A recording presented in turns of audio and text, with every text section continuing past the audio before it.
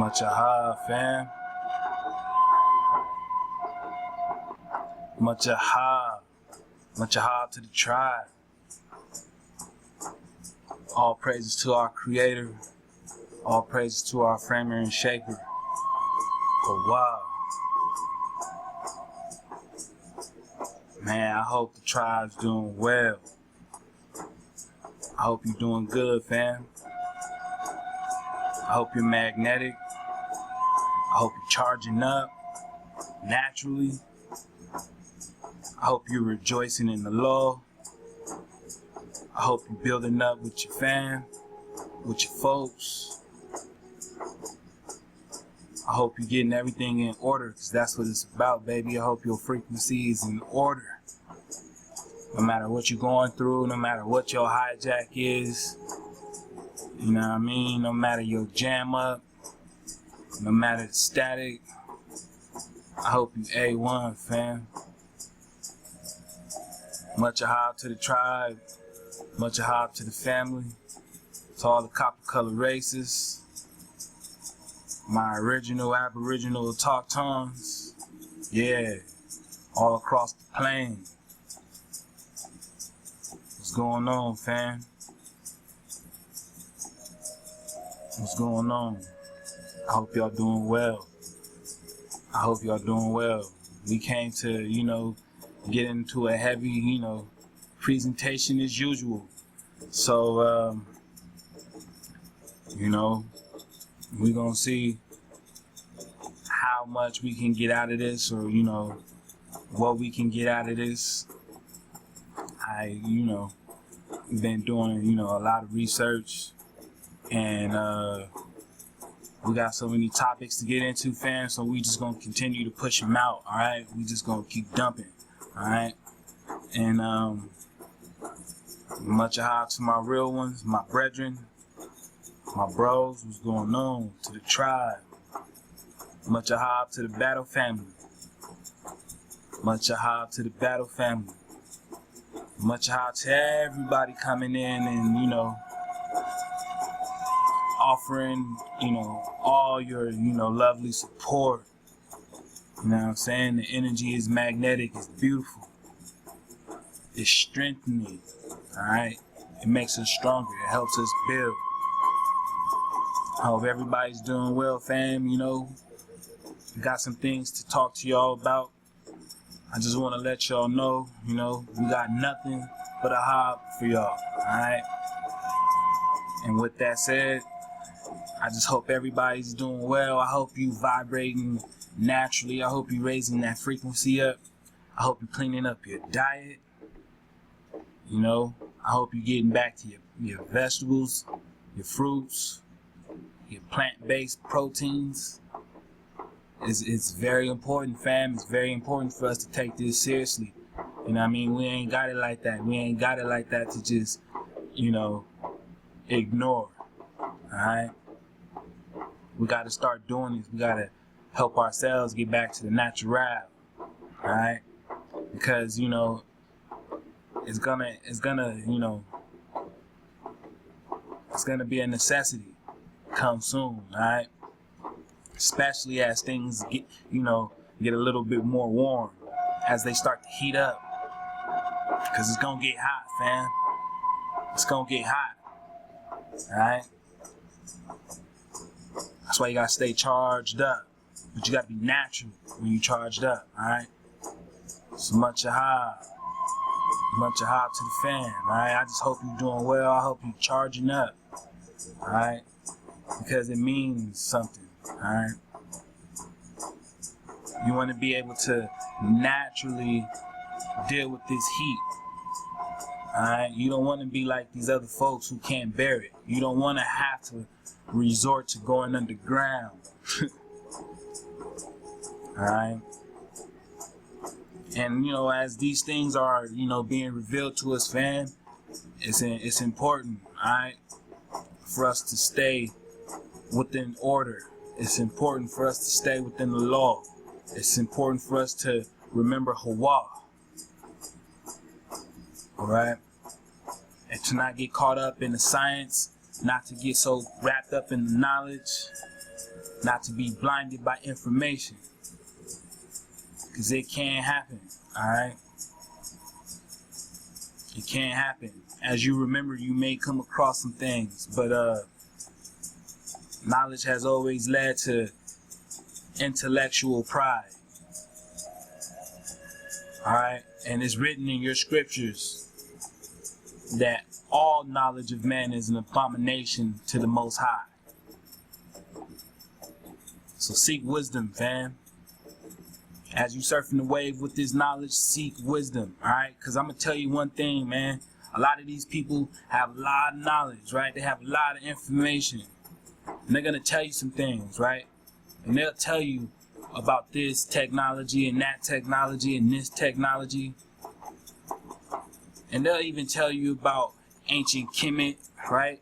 They'll even tell you about the gods, right? They won't tell you, I mean, from certain sources, they'll even tell you about the seeds of Cain, right? Which is why we're in this installment, right? But they won't tell you about Adama.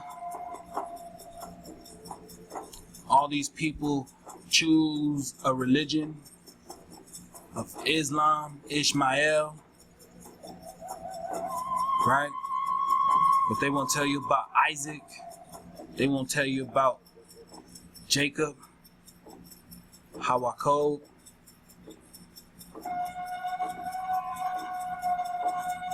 You know what I'm saying? So we got to be able to stay strong as we surf this wave, fam. Stay diligent, right? But stay in order.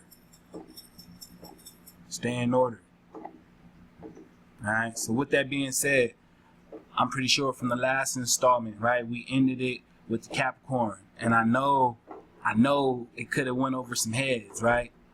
And it's alright, because I'm pretty sure this might also. Alright, but I'm going to do my best to break it down step by step, so have your patience as we build.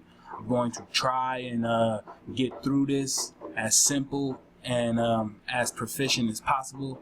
But at the same time, I'm going to need you guys to, you know, saddle up and get ready. Alright, because this is a heavy topic. I'm going to need you guys to, you know, bear with me. You know what I mean? If you ain't got patience, this ain't for you. Alright, I'm going to tell you right now, because I'm not sure how long it's going to go, but, you know, we're not going to finish until it's finished. Alright? And with that said, also, you know, for all you folks out there with expectations, alright? This is not the channel for your expectations. Alright? So don't come over here with expectations and for you to expect it to be a certain way. Alright? The wave is the wave. We are providing a building for our people. Alright? Categorize the so-called Negro. Alright? Because there is no build-up for the so-called Negro. Alright? Even as so-called people nationalize and gain a nationality, right? There's still no constant build-up. So when I come and I present, you know, these presentations in the name of Hawa and the spirit of Hawa, it's not for, you know, you to get tangled in your feelings about your expectations, alright? This is not the channel for that. The scriptures say so, alright? This is for the people, for the fan, for my tribe, so-called Negro copper-colored races. Everybody else is more than welcome to tag along. But don't come over here with your expectancy. Alright? Just build. This is for the fam, the tribe, copper-colored races. First and foremost. You're supposed to learn. So whatever it is that you learn while you're surfing the wave, then, you know, that is your gift. But you can't come here with no expectancy, alright? So, continuing on, right, fam? I'm pretty sure, you know, a lot of folks was thrown off because they was like, man, what is this Capricorn, right? What are we talking about, right? I know, you know, a lot of folks is like, man, I'm not into the stars, and yeah, I got you. I wasn't trying to, you know, kick no constellation to you, but we're gonna go ahead and dig, right? We're gonna go ahead and dig because that's what we came to do. And as you can see, you know, I gotta hit y'all with the fair use already because that's how heavy it is, you know, straight out the door. But when it comes to star, right, I wanted to take us out of the English mind frame for a second. All right, now we're gonna use really quick some references that they've given us, right? But I want to take you guys out of the English version of star, and I want to lead you guys into our language, right? And I just want to, you know, break it down in some Hebrew, if y'all don't mind. So, yeah, I say that because, you know, hold on real quick. You gotta get that water, you know. You know, I've been, you know, digging with this research, fam, and I get locked up. You know what I mean? When I get locked up, whoo, I'm just plugged in. I'm plugged into the source. I'm plugged into the Ruach of the Most High. You know what I'm saying? So, you know, once I'm in that zone, I'm in that zone. Once I'm surfing the wave, I'm surfing the wave. You know what I mean? I cannot be interrupted. You know what I'm saying? And, you know, shouts out to the brethren Paco, right? I was, you know, throwing some of that King's oil, and oh man, the results, right? The results has been, you know, phenomenal. The results has been phenomenal. So we're gonna show and prove. All right. Shout out again to the brethren. If y'all don't have any, you know, you might want to try your best and get it before you know, sell out. You know, we appreciate our Creator, you know, for allowing Him to bring us such a, you know, a natural, a natural substance that we can all, you know, benefit from. So, all praises, you know, to our Creator for allowing Him to do so. And as you can see, I did all that because, you know, Star doesn't tell you anything here. All right, in English. Right? Nowhere does it tell you what it means. It just leads you to maybe some Romeo and Juliet. They try to tell you about starring as in the lead performer or role, actors or singers, but they don't tell you what star is, right? From what you're used to it as. Okay, so this is why I want to lead you guys into our language, right? Our ancient language. This is stir, right? Star, stir. It means the same thing, right? As we can see. Now they say that it's a borrowing from the Akkadian I star, E star, right? Venus. All right.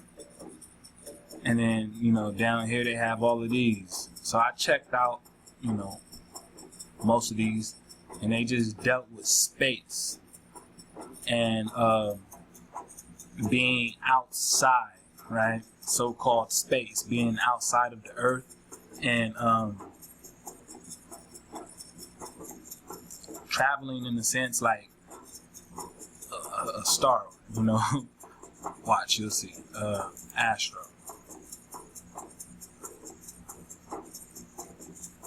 Alright? Astro, right? Outer space, right? And then asteroid, right? Starlight, right? One of the planetoids orbiting the sun and all that, right? All that nonsense. So that's pretty much what they're trying to link this reference is, you know, as far as the star goes, right? It's nothing really concrete, right? But because of that, it made me think of this word, right? Meteor. Right? Meteor. And meteor says that it's any atmospheric, right, phenomenon. It says it is the celestial phenomenon, things in the heaven above, literally thing high up. all right, high up, raised up from the ground, hanging, from meta, by means of lifted, right, hovering in the air, to raise, all right. It says specific sense of fireball, shooting star, all right, and then it says wind, all right. Now keep that in mind, all right. Also keep in mind when we were digging on star, how stargazer popped up, right? Okay, so keep these things in mind. And yeah, from asteroid, right? From all of this right here, all of this, I was able to think of, you know, the word meteor, and it made me think about, okay, what about this, right? So it was very crazy because in English it doesn't pretty much let you know, right? But meteor gave us somewhere to go, so let's continue to follow. Now wind, right? We're digging on wind. Now the one I want to dig on is air in motion, right? It says wind, to blow, right? Right? Wind, air, right? Tempest and storm. So we know what that is, right? When the wind blows, right? I'm talking about wind, right? I want to bring you guys down here to wind, to move by turning and twisting, right? Or yeah, wind, right? Wind. It says to wander, right? Now, a meteor is normally doing what? Wandering around. Alright? Now just follow that. Wind, right? And to wander. Now, I know you guys probably didn't, like I said, get where I was going in the last presentation. And I should have said this in the beginning. If you don't, I suggest you stop right here, you know, and go back and watch the first installment. And then come back so you're caught up, alright? Because we're just going to continue to fly off like nothing happened. Alright, so we're digging on wander, to wander. Alright? Now we know what it means to wander, don't we? Let's find out. To wander, to move about aimlessly, wander, to roam about. Alright? To roam about. Alright? To roam about. To walk around aimlessly. To walk, to wander. That's what we're digging on right now, right? So we see that it's telling us the meteor, in a sense, wanders, right? And it can be a fireball, right? A fireball, right? Something came down and put them cenotes in the Yucatan, right?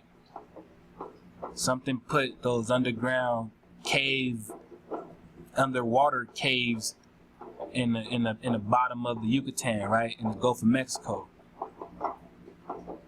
Something sank Atlantis, right? Something sank it. So yeah, we're gonna continue to dig on, right? To wander, to roam about, right?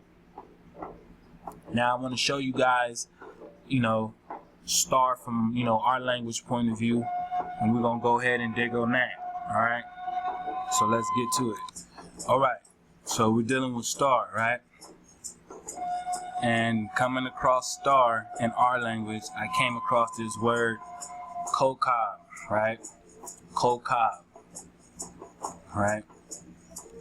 And it means star. Now there's plenty of stars, right, in our language, or there's plenty of words in our language that are reference to a star, right? But we want to get the specifics, right? Because see, I was building in scripture, right, in our ancestral writings, right?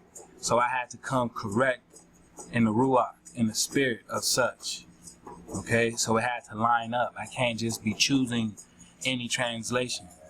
All right, the Most High doesn't allow it that way. But we're dealing with star, right? Now, it didn't give us anything when we looked at it in so-called English, right? Which is why I want to take us out of English. But when we get to our language, right, it tells us star, right, of Messiah, brothers, youth, numerous, progeny, right? Personification, God's omnipresence. You see that? Right? Right? Now, it says down here, it says in the sense of blazing, right? A star, as round or as shining, right? As shining. It says figuratively a prince. Stargazer, right? But when we were digging on star, that's what popped up, stargazer. Nowhere in here does it say anything about a prince, right? So this is why we're over here, because now it's talking about a prince, right? It says sparkle like a star, right? A star. It says to roll up in a ball, all right?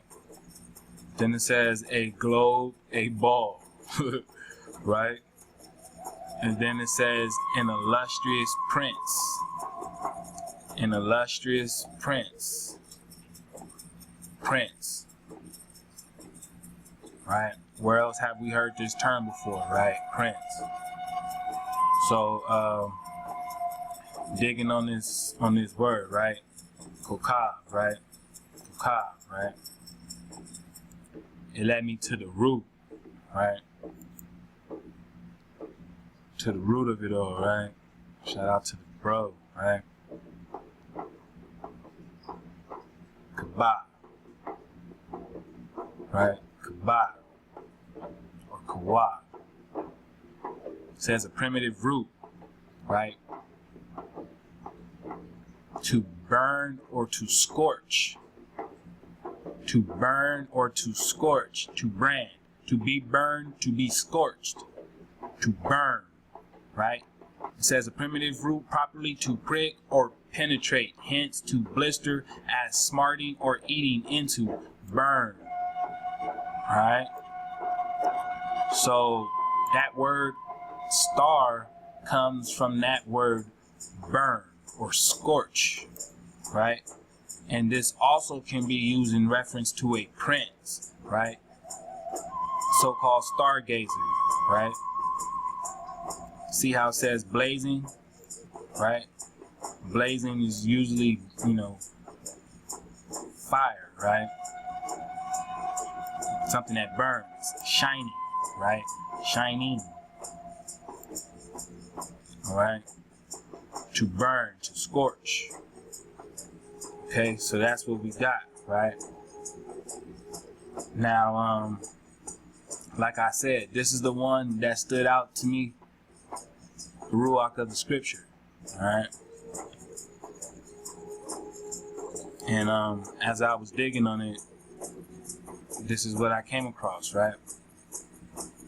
It says to burn, right? A brand, to mark by burning, right? Hollowing, excavating.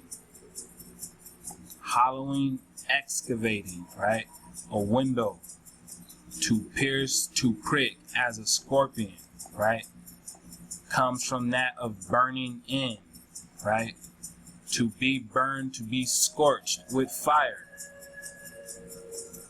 Alright, with fire. To be burned, to be scorched. Also, it says like that of a sting of a scorpion's tail. Alright? So they talking about like some serious stuff right here, right? Scorch, right? Digging in on it, right?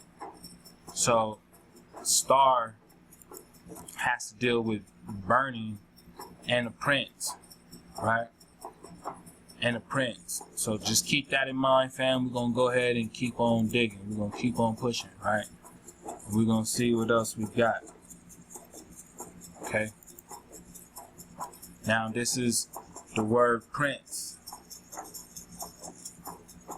right? And from this word prince, I got, what is it called? Shalish, right? Shalish.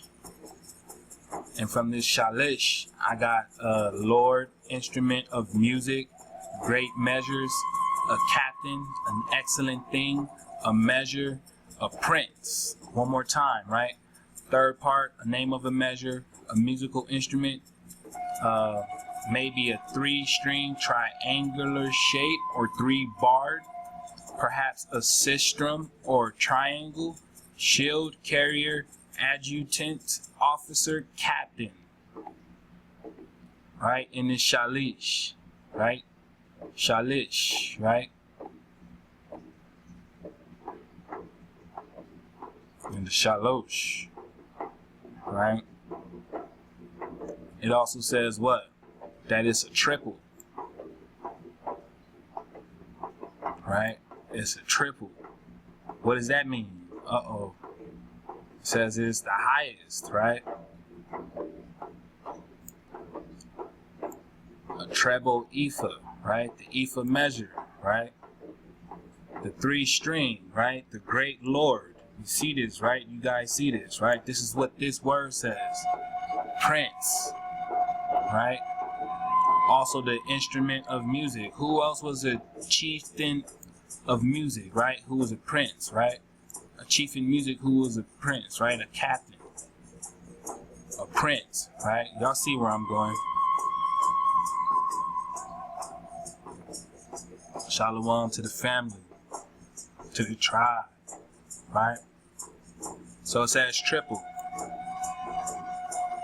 It says trients, right? Triental or a third, a measure of corn, right? A third part of an ephah, right? Or ephah, right? A triangle, okay? Triesta, or what? A tristata, sorry. Tristata, right? So we're dealing with the number 3, right? So this prince deals with the number 3, right? And it has a root word. So when we dig on that, let's see what happens. What do we get? The shalush, right? The shalush. Now, the shalush is what? The 3, the triad, right? The 3. Now, what else has a 3 setup, especially when we're talking about hijacks, right? In 3s. I mean, you guys see it, right? The 3, the 13, right? The 3, the thrice, right? The 3, 3, 3, 3, 3, right? Now we know the 3 leads back to the 9. So I'm not gonna sit up here and tag a 3, but we know who fell in 3 and why they line everything up in the 3s. Or do we? Alright? Now all of this came from what? Star. Right? Because we were building on star that led us to prince, right? And we came across this shalush, right? Just shalush from the word kaba, right? Or kawa, right? To scorch, to burn, a star, that is a prince, all right? And a star is something that wanders, all right? A star is something that wanders, right? The meteor, right? Star, shooting star, the meteor, right? The meteor wanders from the wind, right? That's what we dug on right now, right? Once this catches up.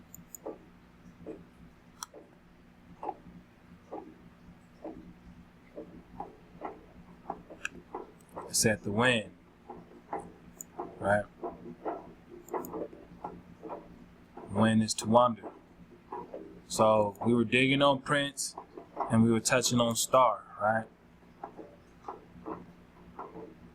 Shalush. Alright?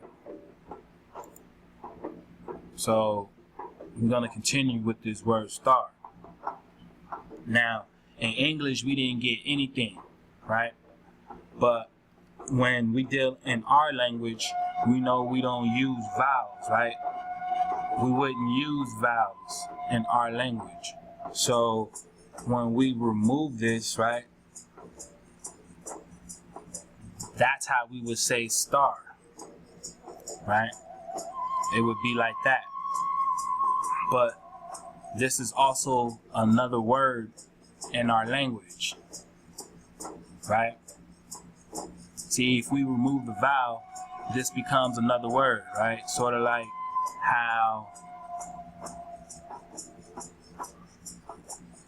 we have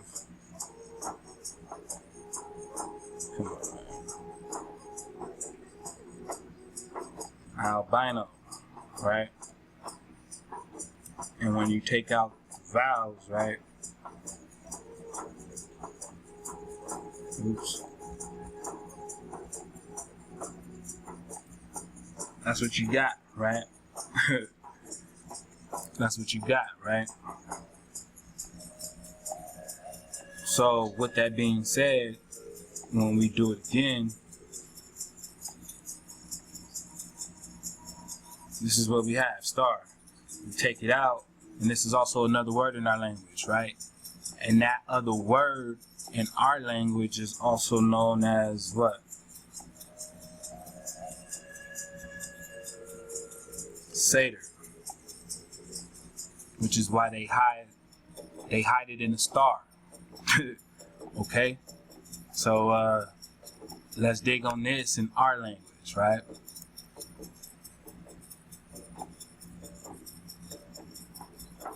So here's our language, Sayer, right? Sayer. Now, I've touched on this many times, right? But we're going to get back to it, right? We know Sayer is hairy or shaggy, right? So when we now Sayer, right? Rough, it means rough, right? Sayer is a mountain of Idumea, right? And its aboriginal occupants, right? Hairy or rough. That's what we're talking about, right?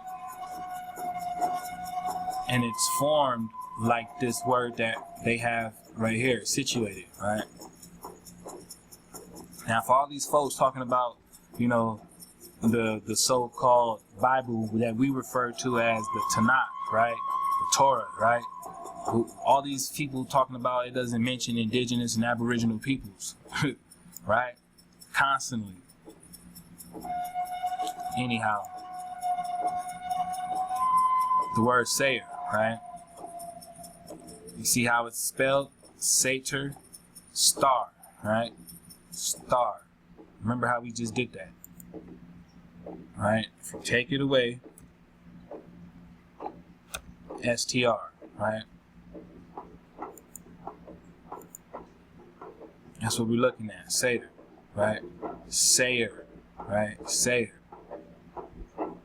It means what? A goat, devil, satyr, hairy, rough, a kid, right? He goat, buck, a sacrificial animal, right? It also may refer to a demon-possessed goat like the swine of Gadara, alright? It says shaggy, also known as he-goat, a fawn, a devil, a type of goat, hairy kid, or rough, alright?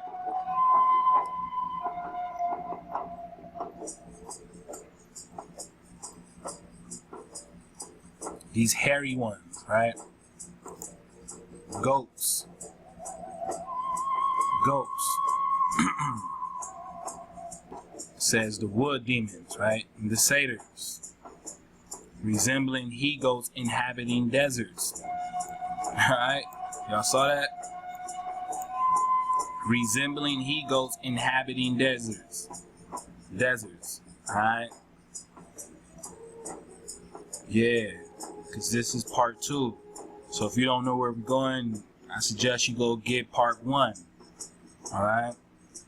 Because we're digging on it in our language, right?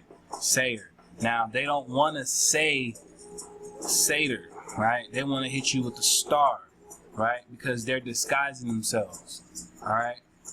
Now, you see how it's pronounced, right? Sayer, right? Or Sayer, right? You see this, right? You see that word right there, right? Sayer, right? Keep this in mind, right? Keep that in mind. Now, to let you know that they're hiding themselves, right, in the name of star, which is really what? Satar, right? Or Satar, right? We don't have that t. This right here, this is not ours, right? So they hide it. Because if you take that away, it's Sayer, right? Take that away. You take the th away, it's the same word, right? It's the same word. See? Sayer. So see, they put the th in it to throw you off, right? But this is Sayer. It's still the exact same word. Now what does it mean? Secretly, covert, secret place, hiding place, secret, backbiting. Right? Hey bro, look. It says backbiting, bro. We on them, we on their head, right, fam? Check this out. It says covering, right? Disguise it, right? Privately, right? Protection. Covering, shelter, hiding place. I mean, what are we talking about? A hiding place, a shelter, a secret place, right? Because when we're dealing with these guys, right? They're in the mountains, right? The Horites, they are the patriarch of the Horites, right? And the Horites were who? Cave dwellers. Alright? I touch on the Horites a lot. If you don't know, surf the wave because the drop is in here somewhere in this channel. Alright? Horites, they are the cave dwellers, right? Now this just told us that they're part of a covering, a shelter, right? A hiding place, a secrecy. Who are these? Who are these people? Right? You know who we're talking about. If not, suggest you get comfortable, right? Because we just cranking up. We charged up, baby. We charged up. Shout out to my fam, right? Shalom. Says it's a cover, right? Covert, right? Secret. These guys do things in secret. Secrecy, right? Sayer. It's the same word. See? Sayer. Satyr. Satyr. Alright? Sayer. Alright? Sayer. Alright? When we come back here. Sayer. Alright? Another variation on spelling it. It's right here. Right? Satyr. Right? Which really is what? Star. Alright? That's why they don't want to tell you what a star is, right? But we're digging on it, right? Because we catching up to them. Right? Now, it says a hiding, right? Something secret. Who's the secret ones behind the scenes, right? Yeah, the ones with the veil. See, look at this, right? The covering. So if this means veil, then this really means what? Oh, fam, we're going to speed it up, right? We're going to speed it up.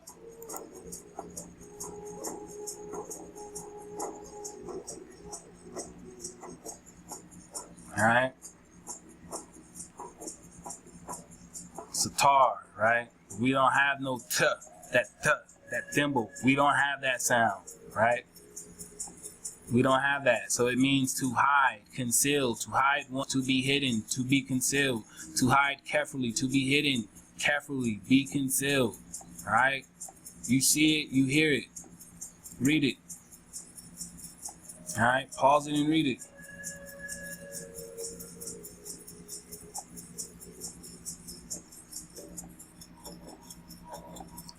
All right? And we got some more digging to do. So we're going to be right back. All right. Now that we got that situated, right? We're digging on the word goat. since we know that's where they come from, right? Now, in the word goat, we see that their root, right, is this word right here, right? What we got, but this is goat, right? Goat. See, goat, right? Now, goat is a hardy domestic ruminant animal that has backward curving horns, right? And in the male, a beard.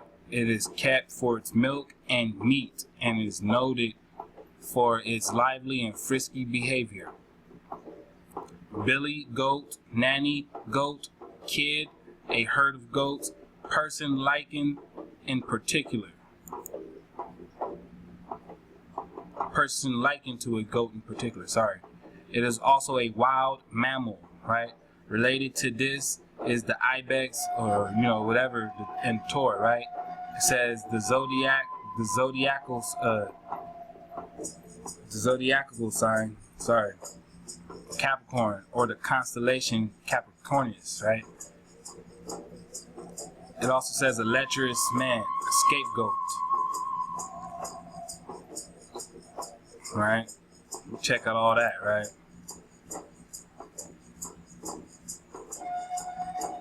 A wolf, right? A wolf, right? A wild mammal. A goat is a wild mammal, right? Goat's a wild mammal. So check all that out, right? Goat. Now you see the word, right? And its root. We're gonna check out another word. Right? This is the gods, right?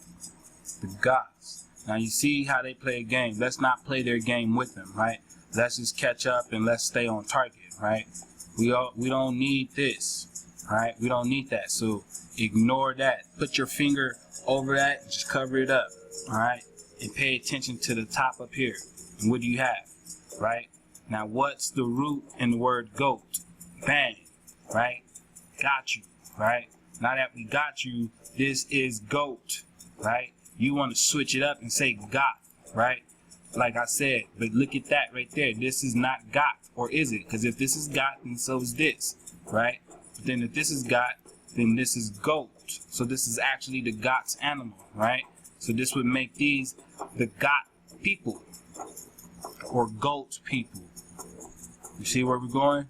Goat people. Old English is what? Gota, right? Gota, right? It's the same letters. Gota, right? Which means what? The Gothic people, right? The Gothic people. Gothic, right? Gothic. Right? It says a member of the Germanic tribe that invaded the Roman Empire from the east between the 3rd and 5th centuries. The Eastern Division, the Ostrogoths, founded a kingdom in Italy, while the Visigoths went on to found one in Spain. Sorry. Visigoths, right? In Spain. Alright? The Goths. The goats. Alright? The goats. Now let's dig, right? We're gonna dig.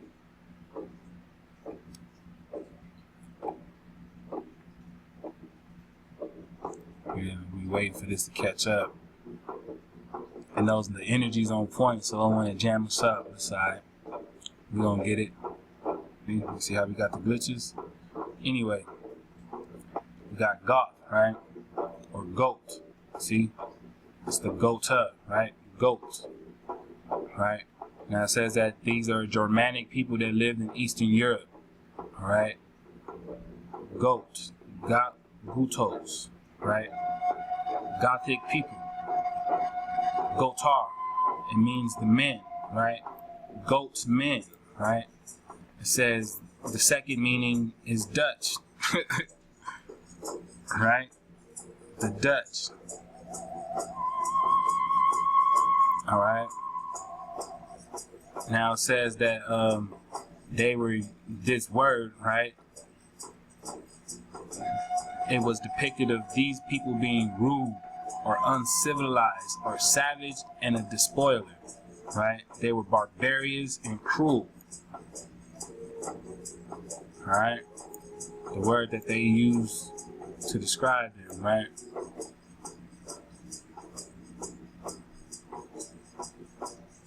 All right. Murder, right? Wear, right? To cover up, to put on, right? To cover up. Now murder's falling up under their name. Uh-oh. Uh-oh. It's getting crazy, right? It's getting crazy. Goth, right? Goat, right? Goat. Now keep in mind, right? It said it was a wild mammal, right?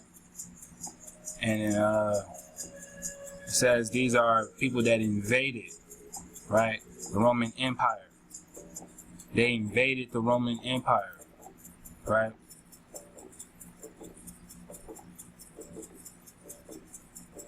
They invaded the Roman Empire.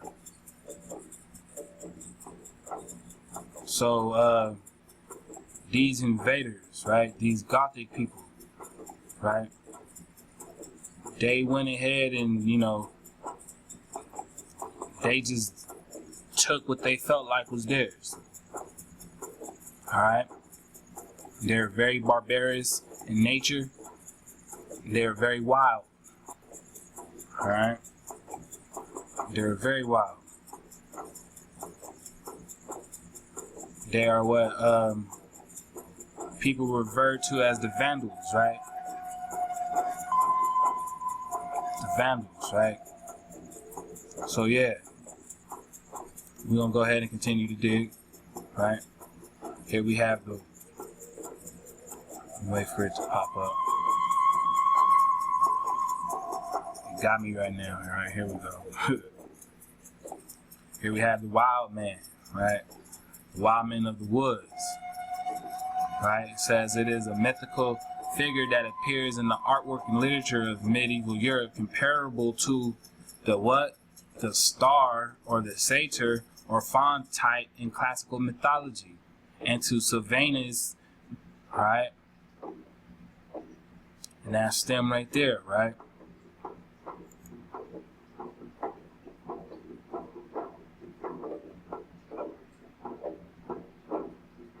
If we can, slowing up.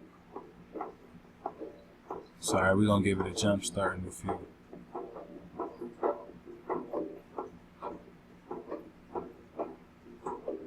Alright. Who does this resemble to y'all, right? Alright, fam? Keep this in mind, right?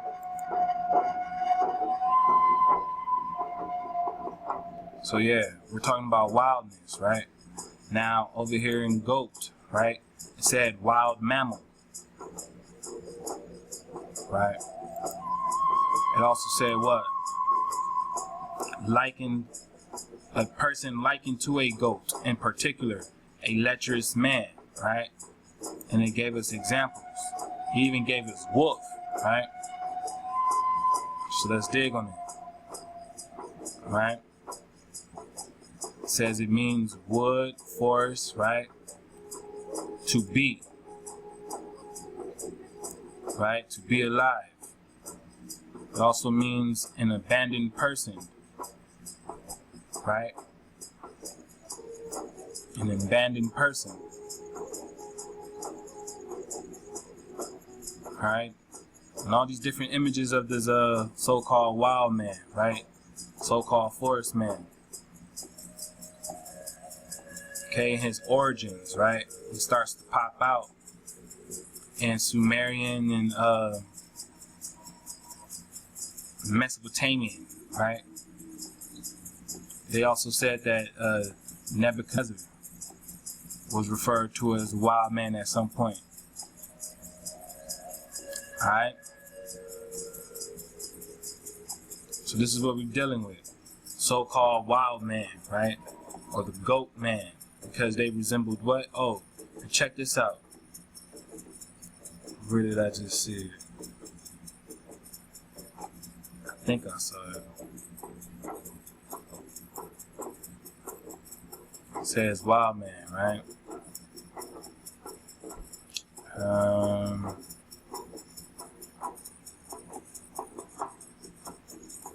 You know what? It's alright though. Thought I saw something and I didn't quite see it the way I thought I did. But we gonna still link it up. So look, when we see what we see here, the wild man, we're gonna keep pushing, right? Now I want to share this writing with you guys, right? So we'll be right back. Getting back to it, right? Now I want to share with you guys some details, like I mentioned, right? And it was just basically how Herodotus had described the people of Scythia, right? As the inhabitants of the plains, although they possess land, they do not till it, but in the nomadic or Scythian fashion live on sheep and fish. Indeed, they are not only a certain, all right? He also said that they have no agriculture, but they live on meat and fish. He said that they were nothing but milk drinkers, right? He said that there were the people described as the Gothic, who later became known as the Goths of the goats, and they were described as those that it says they know, or they sow no grain. Sorry, it says that they sow no grain but live on their herds and on fish, of which there is great plenty in the Xerxes River. And milk is what they chiefly drink. These Gothic people, right? These goat people. And it is also written by someone else stating that their shoes are of hard soles on their feet. Their bed is the earth. Their food is only seasoned by hunger, and they eat nothing but milk, cheese, and meat. Strabo describes the barbarians to the north in the same manner by saying that they eat meat and milk and live in wooden houses, right?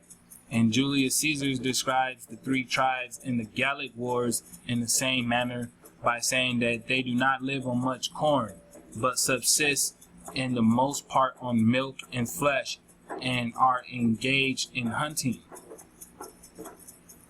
Alright? So, my bad. And in the midst of all that, right, there are these people that he mentioned called the Gothic, right, that carry the word, this goat word, right, pronunciation, right, this goat, right. You see this right here, this gut right here, goot, right, this goot, this gut, right, goat. So we're gonna check them out, right. The Gutian people, or the Guti, right? It says that they were nomadic people of the Zagros Mountains, right?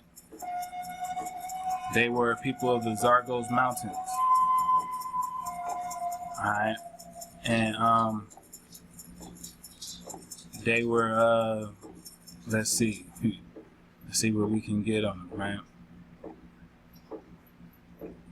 It says little is known of the origins or the material culture or even the language of the Guti, right? No one knows. It says as contemporary sources provide few details and no artifacts have been positively identified, right? It says as the Gutian language lacks a text corpus apart from some proper names, its similarities to other languages are impossible to verify. The names of Gutian Sumerian kings suggest that the language was not closely related to any languages of the region, including Sumerian, Akkadian, Hurrian, Hittite, and Elamite. Alright? Or Elamite. Alright? It says that according to the Sumerian kings list, right, in Gothic, no kings were famous. They were their own kings and ruled only for 3 or 5 years.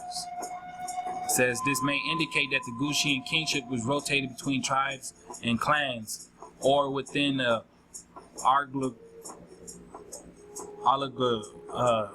I don't know, however you would pronounce that, right? Elite. It says Sumerian sources generally portray the Guti as an unhappy, barbarous, rapacious people from the mountains, apparently the central Zargos east of Babylon and north of Elam. Alright? So, this is how they're described, right? And, their name is the Gutian, right? Or the Gotian. The Gotian people, right? Let's see what else we can find on that.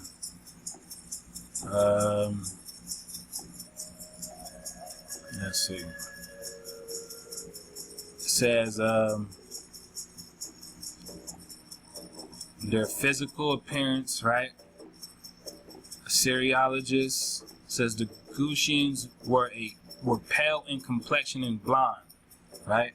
This was asserted on the basis of assumed links to peoples mentioned in the Old Testament. Alright?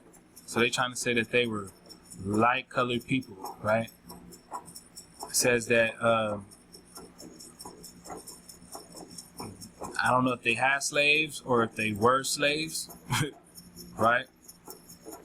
But they were light-colored, right? And it says that they were racially considered as blondes or being light-skinned. Alright? They keep using the word light-skinned, right? Or light-colored. Right? It says that they were fair-skinned, right?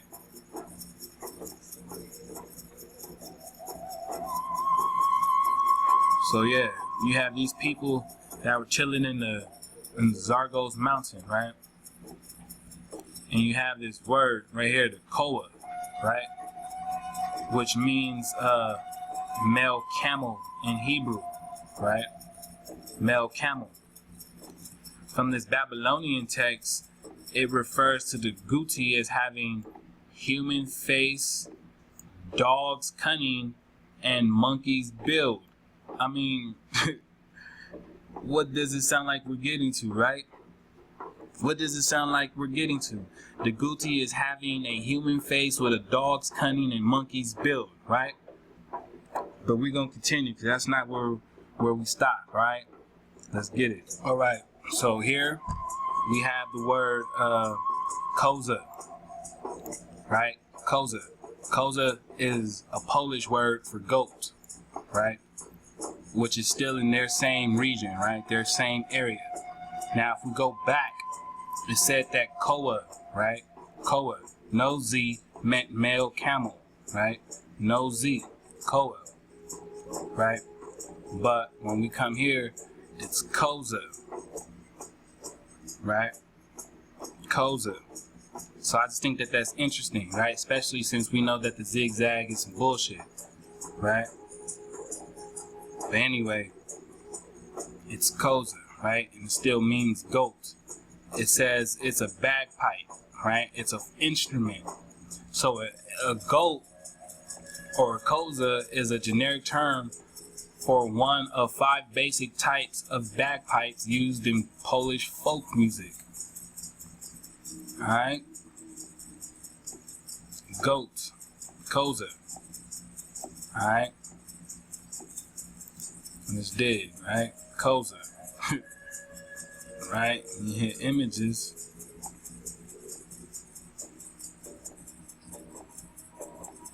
Alright, we got nothing but goat. Got nothing but goat. Alright. So, while that loads up, right? Let me check out the goat, right? And this is Khazaria. Now, Khazaria sounds a lot like this town in the scripts, right? Khazaria. Sounds a lot like this town called Goza, or Gozan. Gozan. Alright? And the people of the Gothic seem like they would be in the same region as this Gozan if this is Khazaria, right? So let's check it out. We're going to pull it up, right? We're going to go ahead and jump into 2 Kings, right? Chapter 17, verse 6. It says, in the 9th year of Hoshea, right, the king of Assyria took Samaria, right, Samaria, and carried Israel away and into Assyria, and placed them in Halah and Habar by the river of Gozan, and in the cities of the Medes. In the 9th year of Hoshea, the king of Assyria took Samaria and carried Israel away into Assyria, and placed them in Halah in harbor by the river of Gozan, or Gozan, and in the cities of the Medes. For so it was that the children of Israel had sinned against the Most High Yahweh, which had brought them out of the land of Egypt from under the hand of the Pharaoh, king of Egypt, and had feared other gods, and walked in the statutes of the heathen, whom the Most High cast out from before the children of Israel, and the kings of Israel which they had made. And the children of Israel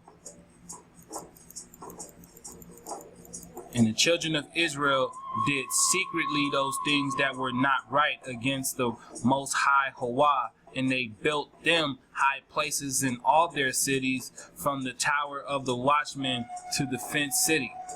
And they set them up images and groves in every high hill and under every green tree.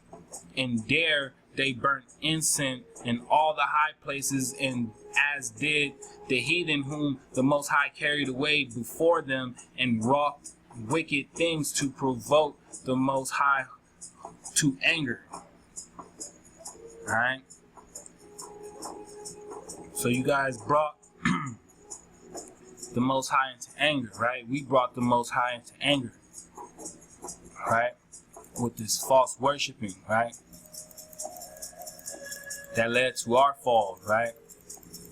That led to our exile, right? But notice how it says Gozan, right? Gozan, right? So if we're digging on the word Gozan, right? A place of cutting stones. And when we look at over here, right, and we got the word Khazaria, Goza, Koza, Goza, Koza, Gozan. Gozan, right? Goats.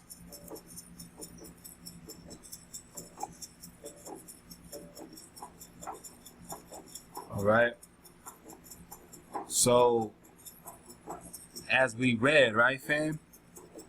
If we got snatched out the mainland, right? If we got snatched out from our kingdom, right? And we're taken somewhere into a nomadic nation and then integrated or assimilated into that nation, right? That doesn't make us nomadic, right? That would just mean that we were prisoners of war, right? We were held captives still and forced into another country, right? Like deportation. Alright? That wouldn't make you someone that migrated, especially if you came back home. Alright? We see the Gozan though, what? It means fleece, right? It means pasture, that who nourishes the body. All right. Now, who else does this? As we've been digging on the fleece. What is the fleece, right? I'll leave for y'all to dig that up. But at the same time, right, as we saw, right, as we saw in the text, right, it says, and the children of Israel did secretly those things that were not right, right? It says, and walked in the statutes of the heathen, right? And had feared other gods. Alright, so the children of Israel slipped up, right? As we touched on the last situation, right? With Solomon, right? They slipped up. And when they slipped up, they started picking up strange idols, right? Strange idols, right? And one of these strange idols, these heathenistic idols, right, was called Bacchus, right? Or Bacchus, I mean. Now, Bacchus, when you Google it, pops up on Dionysus, right? Dionysus. It says it is the god of the great harvest, wine making and wine of ritual madness, fertility, theater, religious ecstasy, right? Theater and religious ecstasy, right? This is his function right here. This is what he does, right? It says that his worship became firmly established in the 7th century BC, and he may have been worshipped as early as the 15 to 1100 BC, right? But we don't care about the BC, right? So let's not get lost in the hijack. Let's just stay focused, right? Because we're talking about this entity, right? It says his origins are uncertain and his cult took many forms. Some are described by ancient sources as Thracian, right? Others as Greek. In some cults he arrives from the east, right? As an Asiatic foreigner. And others from Ethiopia in the south, right? He is a god of epiphany, the god that comes, and his foreignness, right? And as a arriving outsider god might be inherent and essential to his cults. He is a major popular figure of the Greek mythology and religion, becoming increasingly more important over time, and including some list of the 12 Olympians as last of their number, and the only god born from a mortal mother. Alright?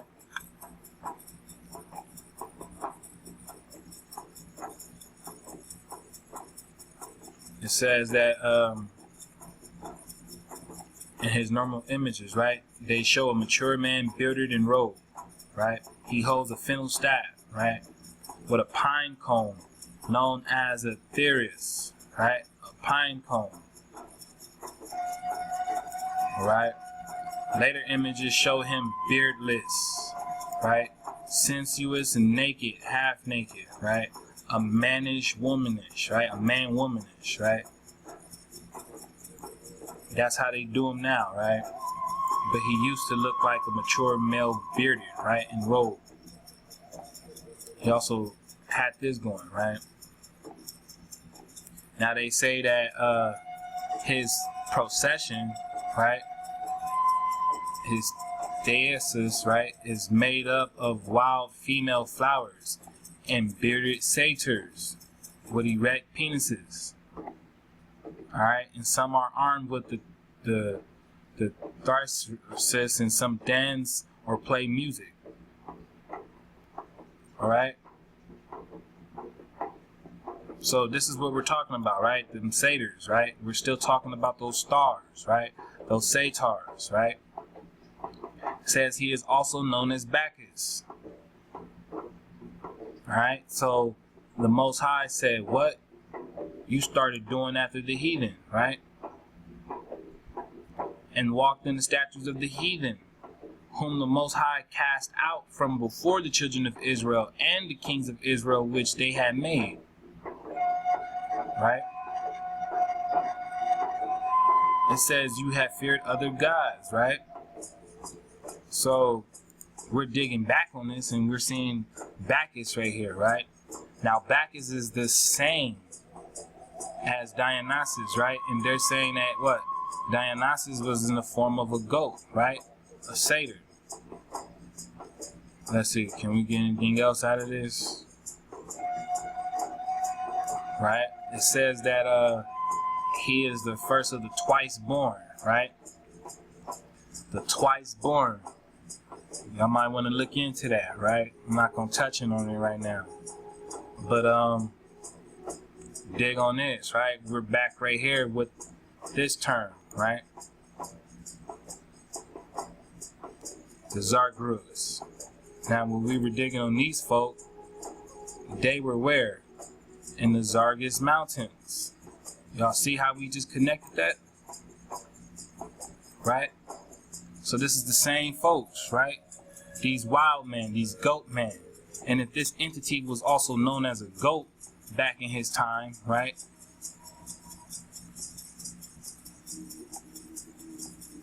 Right? It says, as it is, the Greek story has it no sooner that Dionysus, born than Zeus, sewed him up in his high thigh and carried him away to Nysa in Ethiopia, right? Beyond Egypt. And as for Pan, the Greeks do not know what became of him after his birth, right? So this is according to Herodotus, right? They're talking about Pan, right? Pan. So let's dig on Pan, right? Pan. Pan is the god of the wild, shepherds, flocks, and nature of mountain wilds, right? And rustic music, right? And when we were digging on goat, it said what? Wild mammal, right? And the root of goat is what? Goat, right? Gothic. For the Goth people, the goat. The Visigoths are the ones who went over to Spain, right? To Spain, the Gotha people, right? And we're talking about Pan, right? It says he has the hind quarter legs and horns of a goat, and in the same manner as a fawn or a satyr, right? But we were just digging on that over here, right? Satyr, a he-buck, right? A goat, a devil, right?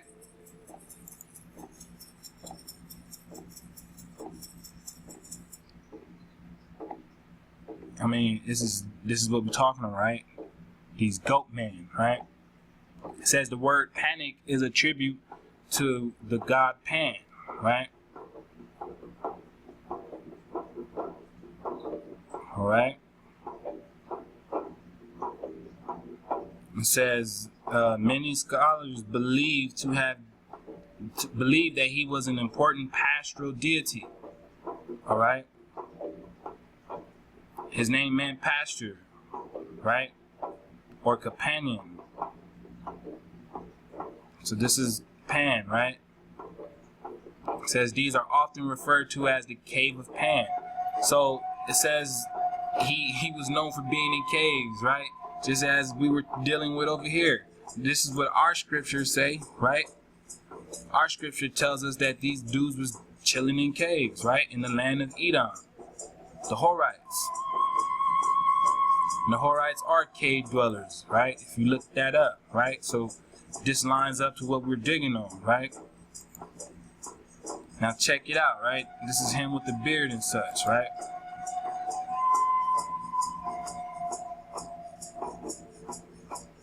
They said he was bearded, right? This is him supposed to be bearded up.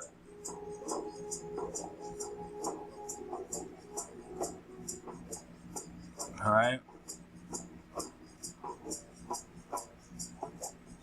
Pan, right? Now, when we were digging on Dionysus, right?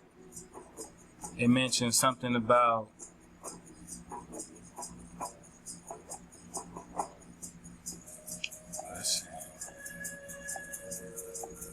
the Thracians, right? and seeing how we know there is no th once again, right? Let's see what we can find out, right? So we link Pan up.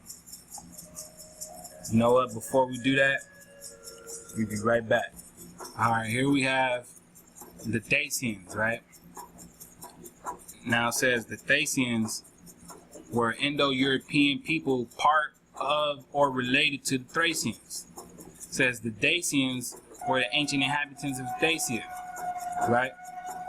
Located around the Carpathian or the Carpathian Mountains. Alright? It says that the Danes spoke a Dacian language, right, believed to have been closely related to Thracian, but were somewhat culturally influenced by neighboring Scythians and by the Celtic invaders of the 4th century BC. Alright? It says the Dacians were known as the Geta or the Getae, right? But when we're dealing with goat, right? Goats, right? The Gothic people, right?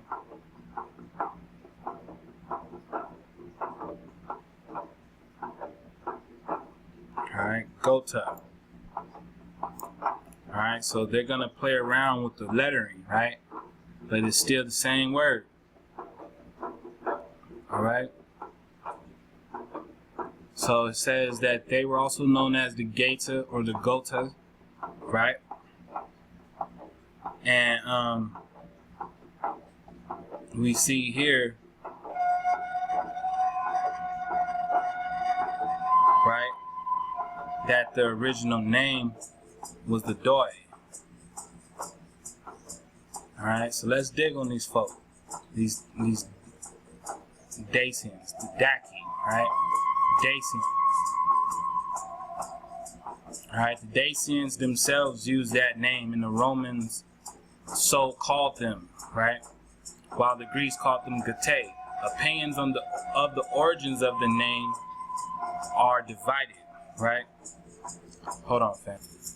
Alright, it says opinions on the origins of the name Daki, right, or Daci, are divided. It says some scholars consider it to originate in the Indo-European dak with the stem da or day, to put to place, while others think the name Daci or Daki originates in Daka, which is knife or dagger, or in words similar to dogs, which means wolf, right? It says one hypothesis is that the name Getae originates in the Indo-European gut, to utter, to talk. Alright, so here we got right here the wolf, right? And here we got right here knife or dagger in their name. I think y'all know where we're going with this, right? Because right here we have them and what? And where is it at?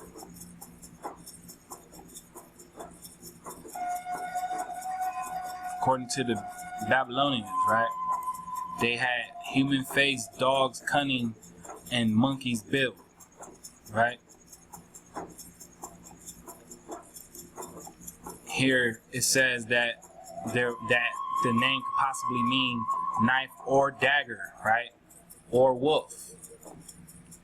Even though we know they call themselves the Getae people, which is of the goat, right? The goat. Alright? The goats.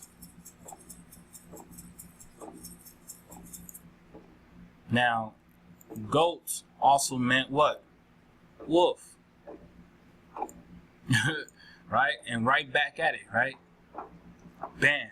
So, Dionysus or Pan, right, was their entity, their god that they worship, right? And this was picked up by the Israelites. Alright? Now, within this same region, right, within the same area, there's a sea, right, called Azov. Alright? Crimean Tartar, right? Now, we already touched on the Tartars, right?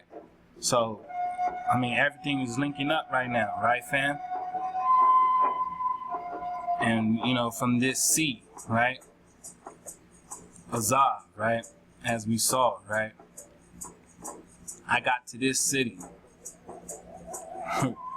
Right? As you saw, right? I got to this city. Right? Azov. Right?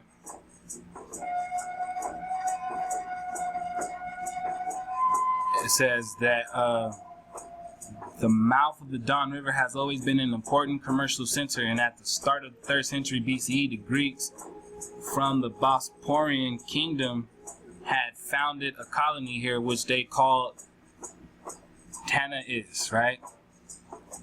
After the Greek name of the river. Several centuries later, in the last third of the 1st century BCE, the settlement was burned down by King Polemon of Pontus, right? The introduction of Greek colonists restored its prosperity, but the Goths, right, the Goths, practically annihilated it in the 3rd century.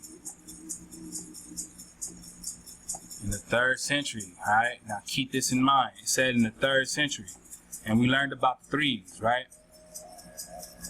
Now in the 3rd century, this is when they did this.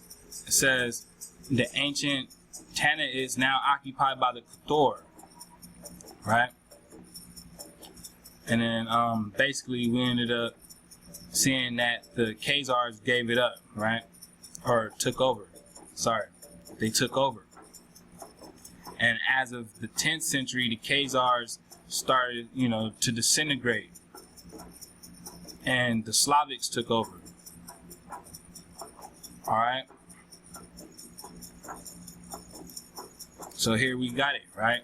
We got it right here. The Khazars, right? And we see how this all connects, right? To the Khazar. It says archaeological digs. In the autumn of 2000, Thor Heyerdahl, right? Or whatever that would be, wanted to further investigate his idea that Scandinavians may have migrated from the south via waterways. He was on the trail of Odin, Wotan, the Germanic and Nordic god of mythologies of the early Norse Eddas and sagas.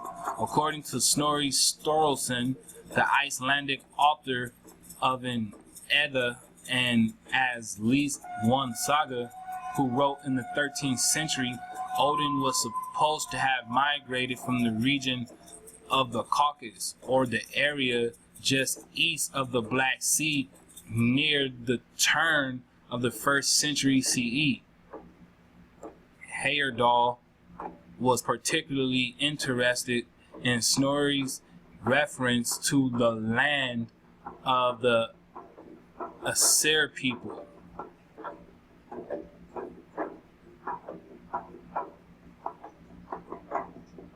So let's dig on who these Asir people are. They got that AE, right? Asir, right? Asir, right? It says that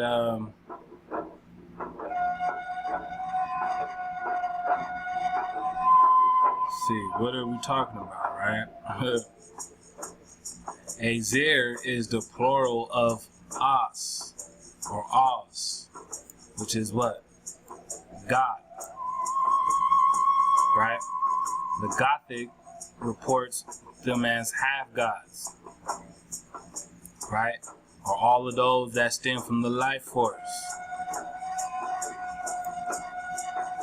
Lord, right?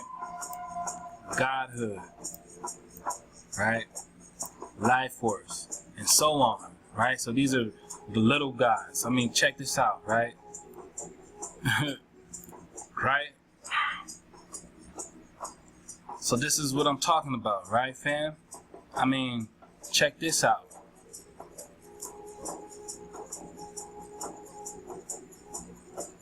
right? I mean, come on, man. And these is of the Goths, so we still talking about the same people. Right? We still talking about the same people. Right? Is it smelling warmer now? Are we starting to be aware of who it is? Because I need y'all to stay on point, fam. They trying to hype you up, right? They want to get you riled up with this BS that's coming on, right? They want you to get caught up in the race thing, right? But I'm showing you this so you know who you are, fam. You know what I mean? So when somebody decides to call you out your name and they feel like they want to call you black, right? They want to call you a monkey, right? They want to call you a nigga, right? Don't sweat none of that shit. Because they pumping it up. Especially with this hype they got going on. We don't have to feed no energy into it. We just need to charge up, baby. Alright? Charge up. Naturally. So when you are connected with the Ruach of Hawa, you burn these people up. Just by speaking truth. That's all we do. Speak truth. But we got to get ready. Alright? So that's what we have, right? Now we're gonna go ahead and continue to dig on these folks. We're gonna get to it right now. Alright, so here we now have the Saparad, right? The Saparad, right? And the Saparad are the so-called Sephardi Jews, alright, which are part of this goat man lineage, alright? These are the Sephardic Jews. Alright? And what does it say? It says they are an unknown whatever, right? Unknown. And it doesn't know if they're the exiles of Israel that were carried away there, or they're just exiles, period. Which is what we're going to touch on, right? But this word exiles is there. It says that it's used for Spain, but this is clearly incorrect.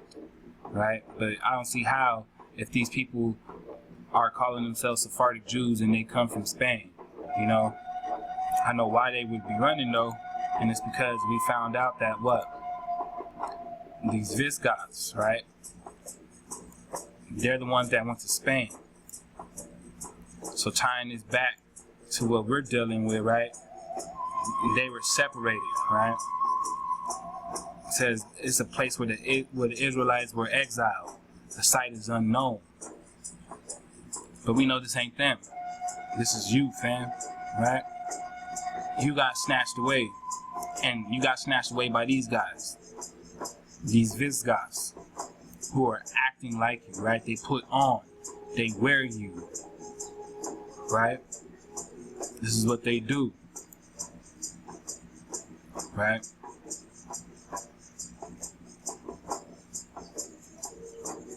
Sephardi, right? The Jews of Spain. That's what it literally means, right? The Jews of Spain. It says they established communities throughout Spain and Portugal. Alright?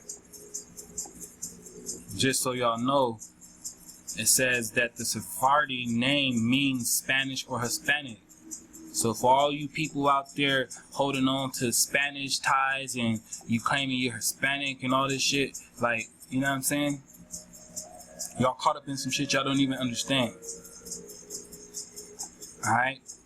And you have a DNA connection you're not even aware about, right? To these Spanish Jews. And these are not these are not Israelites. Alright, these guys right here are, you know, what Revelation 2:9 and Revelation 3:9 are talking about. They're talking about these guys. These goat folk who we've been digging on this entire time. The wild men. This is who this is. Alright? The Spanish Hispanic. Alright? In etymology, it still means Spain. Right? That's what we was digging on in our language, right? This is why I brought you to our language. Spain. right? Of a foreign derivation. I mean, yeah,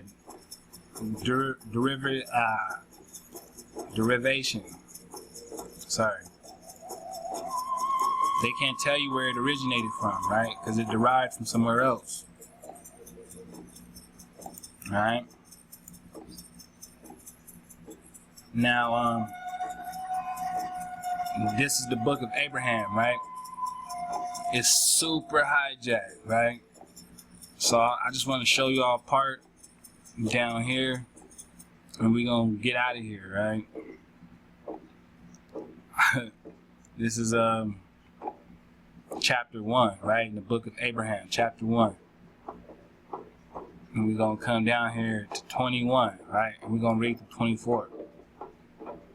It says, now this king of Egypt was a descendant from the loins of Ham, and was a partaker of the blood of the Canaanites by birth. From this descent sprang all the Egyptians, and thus the blood of the Canaanites was preserved in the land of Egypt being first discovered by a woman who was the daughter of Ham, and the daughter of Egyptus, which in Chaldean signifies Egypt, which signifies that which is forbidden. When this woman discovered the land, it was under water, who afterwards settled her sons in it, and thus from Ham sprang that race which preserved the curse in the land. Underwater, fam? Underwater. Now, this book of Abraham comes hijacked because it's, by the Mormons, but it offers different sites, a little deeper intel, look into things when you dodge the hijack, right? So it says that the land was underwater when they found it, all right? Underwater. Which led me to think, right? So, as I got to thinking, I remember I used to dig on this word back in the day, right? And I would always come up with the serpent, right? So I wanted to dig on something. I checked out lizard, right? Etymology. And I found out that lizard is a sea fish. Lizard is a sea fish, also a mussel or a mussel, right? So we're gonna go ahead and check out a few things. Hold up. Alright, here we have what is known as the European adder, right? Or the adder snake, right? The adder snake is a venomous snake that is extremely widespread, right? And it can be found throughout most of Western Europe as far as East Asia.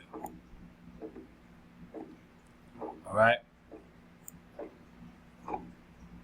And there's some interesting things, right, that connect while we're on this topic. That's why I brought you here, and that's what we're gonna, go ahead and dig up, right?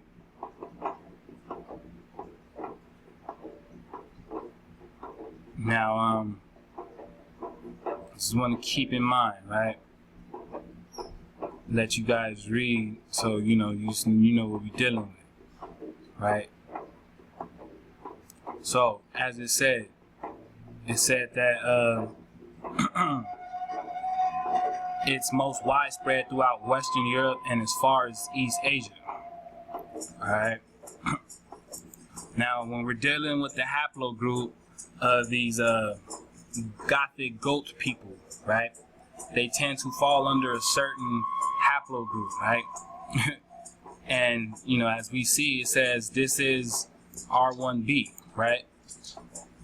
R1b is the most frequently occurring paternal lineage in Western Europe, as well as some parts of Russia and Central Africa, right?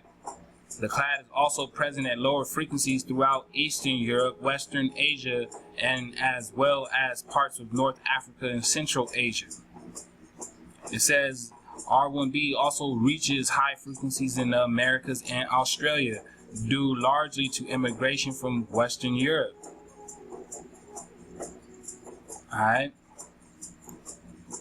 So, looking at that range, right?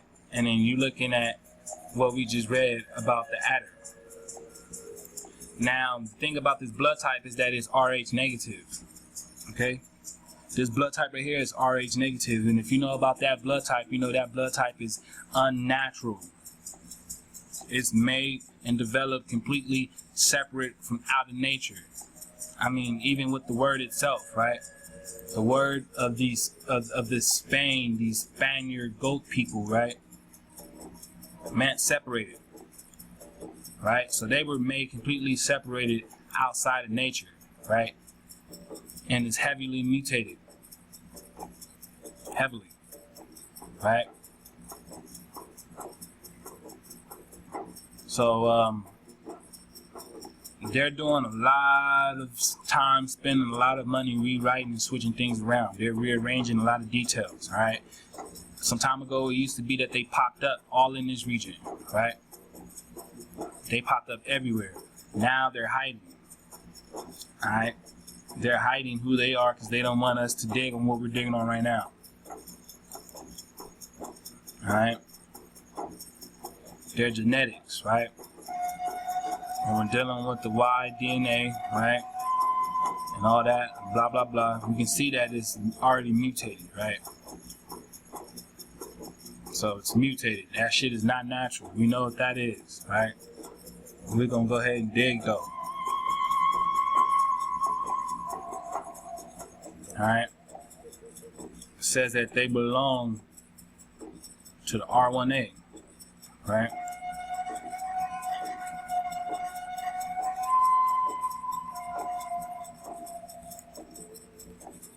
They don't want to give you more than that. I'm telling y'all, they don't want to give you more than that because this is the jig, right? But this is the haplogroup. Alright? Now I know this one is B. Alright? But it's the same one. Alright? And they're trying to say that they're non-Khazars, okay? And that's already the fight that we know, right? But I'm showing you guys all of this because it's the adder that's in the same region, right? From Western Europe as far as East Asia, right? And when we're looking at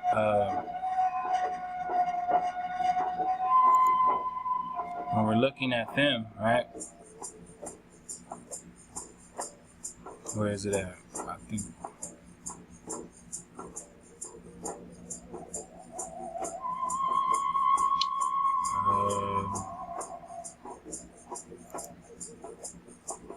Right here. All right. Now, I'm talking about so-called Western Europe to East Asia. All right, that far. So that range is the same range that this said. All right. So I'm gonna show you this little mutation, right? This MT. I'm gonna show you the MT part in the DNA structure that they have. All right. Since they don't want to discuss it, right? This is what we're here for, right? So yeah, we're gonna go ahead and dig into it, right? But before we do, this is why I want you guys to, you know, really work on your diet. Alright, fam? It's just essential that we really come together and awareness that, you know, you really work on what you eat, because as this thing begins to heat up, right, you're gonna want to be able to protect yourself naturally against the solar flares. These solar flares is gonna get rid of the parasite, right? And these folks have engineered a lot of money to hide it underground.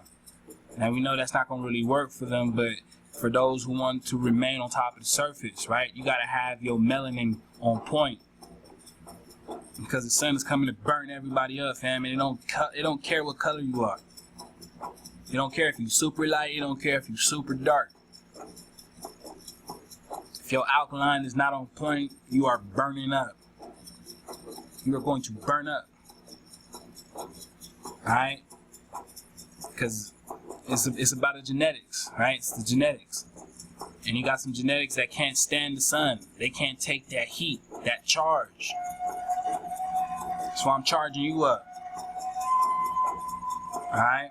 So yeah, we're gonna go ahead and dig on these details.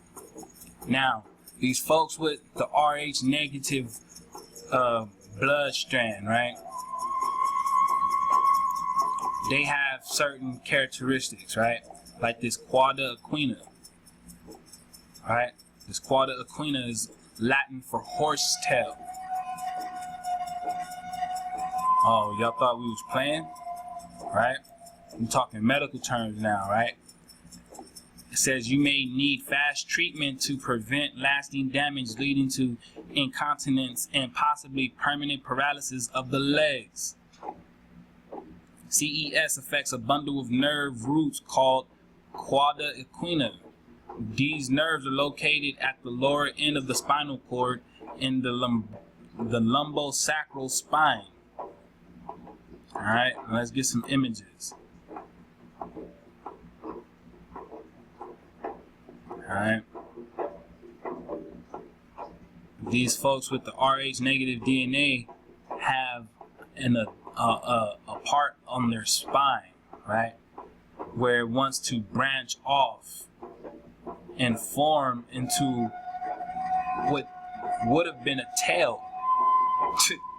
But since they're, you know, somewhat of a man, right, it no longer takes that form, but it wants to. So you have some folks who have to have this touched on and fixed in their lower back. See this? You see that? Now this is in the Rh negative people that have this DNA. Alright? And it's called quadra equina. Alright? Or equina. Sorry. Equina. Sorry. Quadra equina. Alright? So this is what we're looking at. This is what we're digging on. Alright? We're gonna get you with another one. Okay, next, right? We have we're gonna focus on the chin, right? I know you probably like, oh, what about the chin, right? Well, don't trip. Because if your chin looks like this, you all straight, right? Well, we want cleft chin. Right? Cleft chin. Says the cleft chin is a Y-shaped fissure on the chin with an underlying bony peculiarity. Specifically, the chin fissure follows the fissure in the lower jawbone that resulted from the incomplete fusion on the left and right halves of the jawbone or muscle during the embryonal and fetal development. For other individuals, it can develop over time, often because one half of the jaw is longer than the other, leading to facial asymmetry. This is an inherited trait in humans where the recessive gene causes the cleft chin while the dominant genotype presents without a cleft. Alright? It says that cleft chins are common among people originating from Europe and Middle East. Alright? A cleft chin. Okay? So, I know some folks out there might be watching and they might have a cleft chin. And I'm sorry that you got to get cut up, fam. This is what I'm saying. For all these folks coming here for expectations, you can't expect for you to come to this channel when this channel is for pure people. You know, those are trying to be refined, right? You come through this fire to be refined. Alright? Now you can't come in here with with your expectation and expect not to get burned. You're gonna get burned, fam. You're gonna get cut. So if your patience is not with us, then you're not for the tribe. And we already have it in our sacred writings to not even to deal with it. So technically, you know, it's not for me to care. Because I'm not here for you. I'm here for the whole. I'm here for the all. And this is the message. Alright? Cleft chin, right?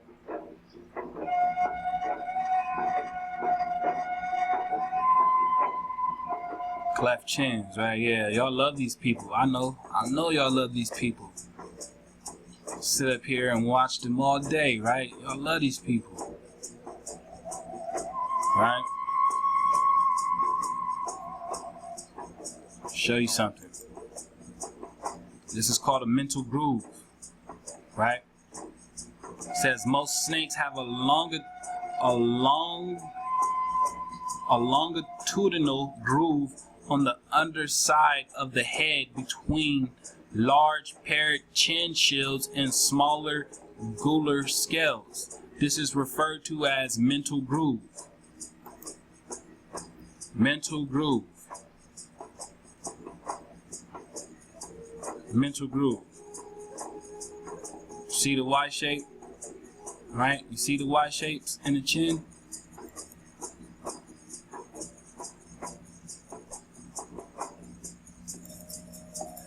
In the chin, right?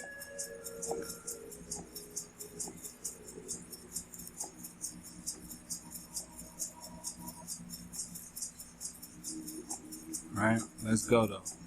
Let's see. So I know there's some folks that be like, oh, you just reaching. Right? Okay. Oh, you know what?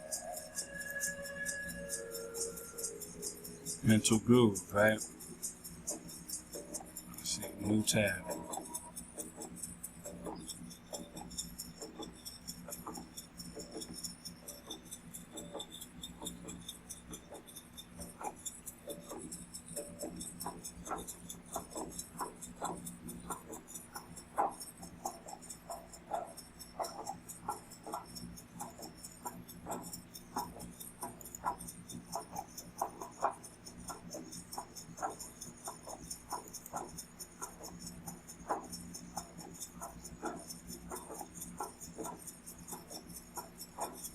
Alright.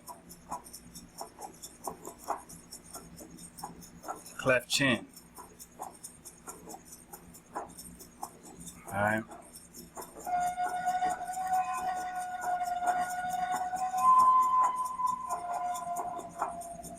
Cleft chin. Alright. Mental groove. That's what it's called. And it's in snakes. Alright. Now, once again, when we were digging on the snake, right? The adders from Western Europe as far as East Asia, right? Mental grooves, right? What else are we talking about?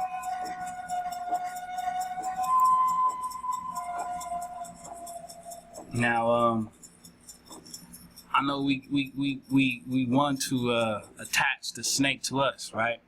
But I'm gonna separate that too, because if we're trying to get into this natural diet, right? Have you ever seen a vegetarian snake or a snake that is a vegan? Right? Are snakes carnivores, herbivores, or omnivores? Some animals only eat other animals, which are carnivores. Some eat only plants, which are herbivores. Some will eat a combination of plants and animals. Those are omnivores. What about snakes? Are snakes carnivores, herbivores, or omnivores? The fact is that all varieties of snakes are strictly carnivores, meaning that they feed only on other animals such as rodents, lizards, and even the eggs of other reptiles.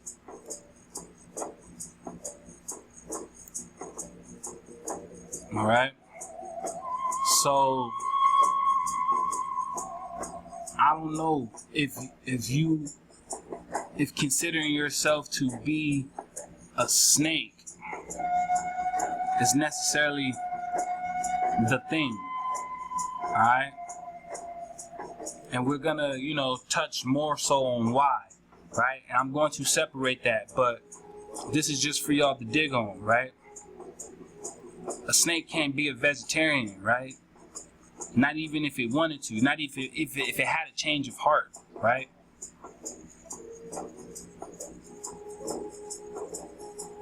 It's just outside of its nature, right? So to be a snake, is that part of the trickery? Does that roll back with this doctrine? You know what I'm saying? Or is there more to it? So, let's go ahead and continue to dig. You know what I'm saying? We're going to go ahead and push the envelope. Tongue rolling. Right? It says tongue rolling is the ability to roll lateral edges of the tongue upwards into a tube. The intrinsic muscles allow some people to form their tongues into specific shapes. Popular belief holds that variation in this ability is the result of genetic inheritance. Alright, rolling the tongue into a tube shape is often described as a dominant trait with simple Mendelian inheritance. It is commonly referenced in introductory biology courses, right?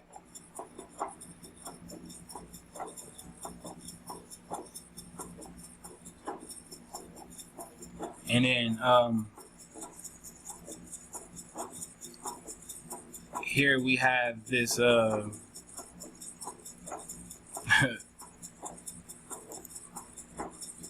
this thing called clover tongue. Alright, now if you look at the shape, right? Look at the shape, it's like a snake, right? The shape is like a snake, right? Now these folks can do this with their tongue. Alright? These folks can do this with their tongue. Which is crazy. Alright? It's called cloverleaf tongue. Alright? Cloverleaf tongue. It says it's about 70% of European ancestry could roll their tongues, and the remaining 30% could not. Alright? And that's what they're talking about, right? Tongue rolling. Alright, now if you can do this, then like they said, you probably just got some, something that, you inherited from, one of these folks from sometime in the past or something like that, right?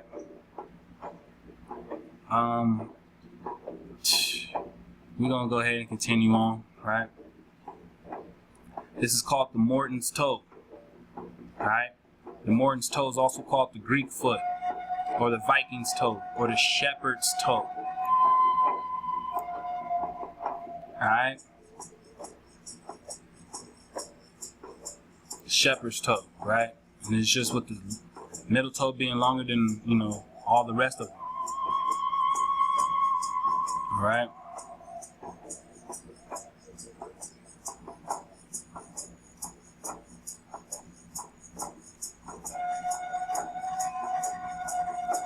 I guess it comes with a lot of discomfort. I don't know. I don't have feet like this, but we just touching on it, right?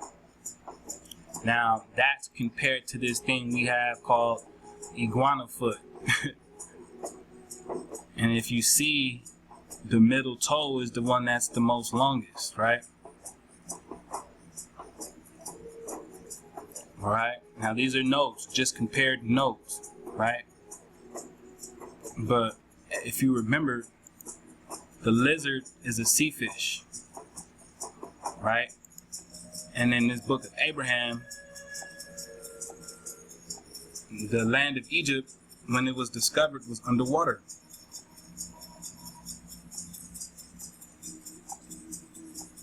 Right? They were underwater. No one knows where these wild men came from, right?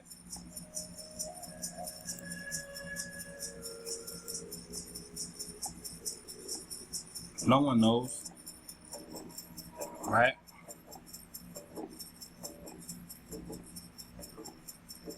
So yeah, you see all these different traits being put together, right?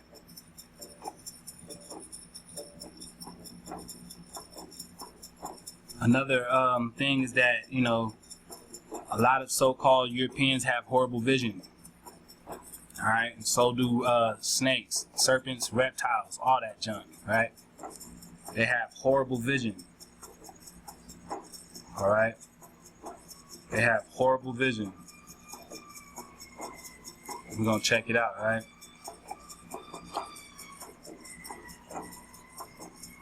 Now, they also fall asleep with their eyes open. Right? And this is the term. Like reptiles, right? When they fall completely asleep with their eyelids not closed, right?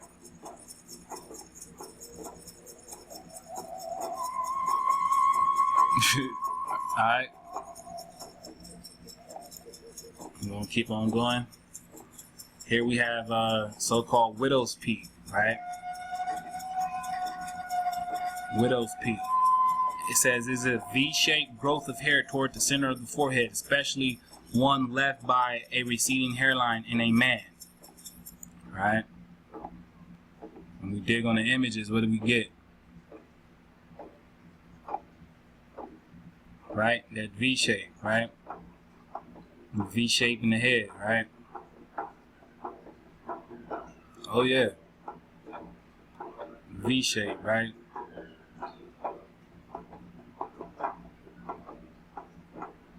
Widow's peak.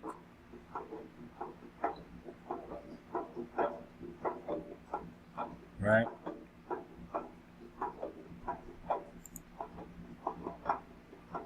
Adder V shape. See the V shape in the adder's head?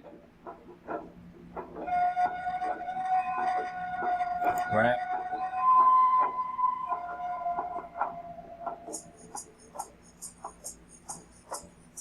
V shape, right? I thought I was gonna give it to us bigger, but it didn't. Right?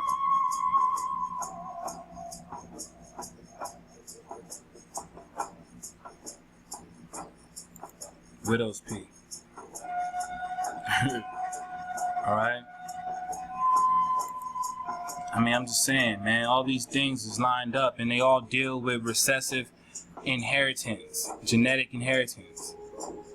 Alright?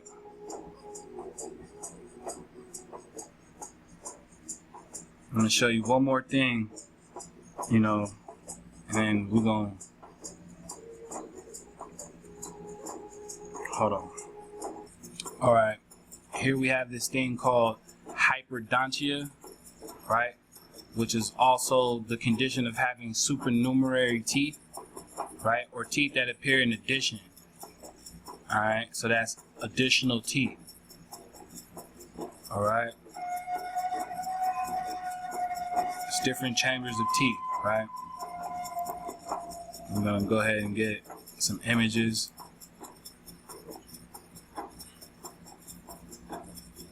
Right?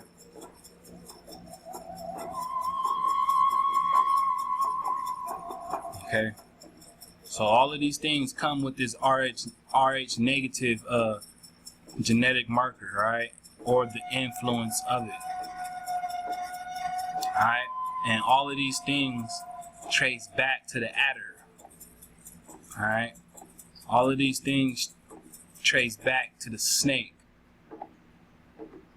of Europe, from Europe to Asia. Alright? And they're pretty much the things that's, you know, pertaining to this haplogroup. Alright?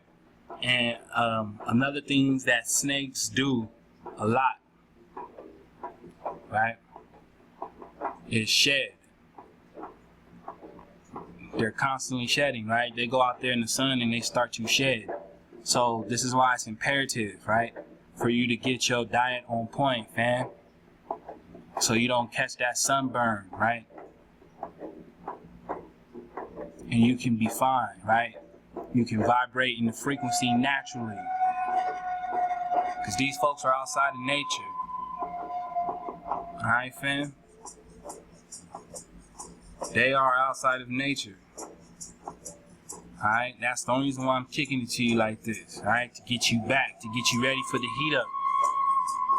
Alright, because they trying to hype it up, fam. They trying to get folks to turn on you. They want you to turn on some folks. They want you to get into the madness, alright? And I don't want to see none of my people vibrating on any low frequencies. Alright, I don't want to see none of my people vibrating on any low frequencies. Alright, so, you know, with that being said, I'm going to take y'all to Genesis chapter 3. Alright? And we're going to dig on this in a way you probably haven't ever done so before. Alright? Because I'm going to show you why we touched on the serpents. Right? Now, we're in Genesis chapter 3, verse 1. Now, the serpent was more subtle than any beast of the field, which the Most High Yahweh had made. And he said unto the woman, yeah, has God said, you shall not eat of every tree of the garden? And the woman said unto the serpent, we may eat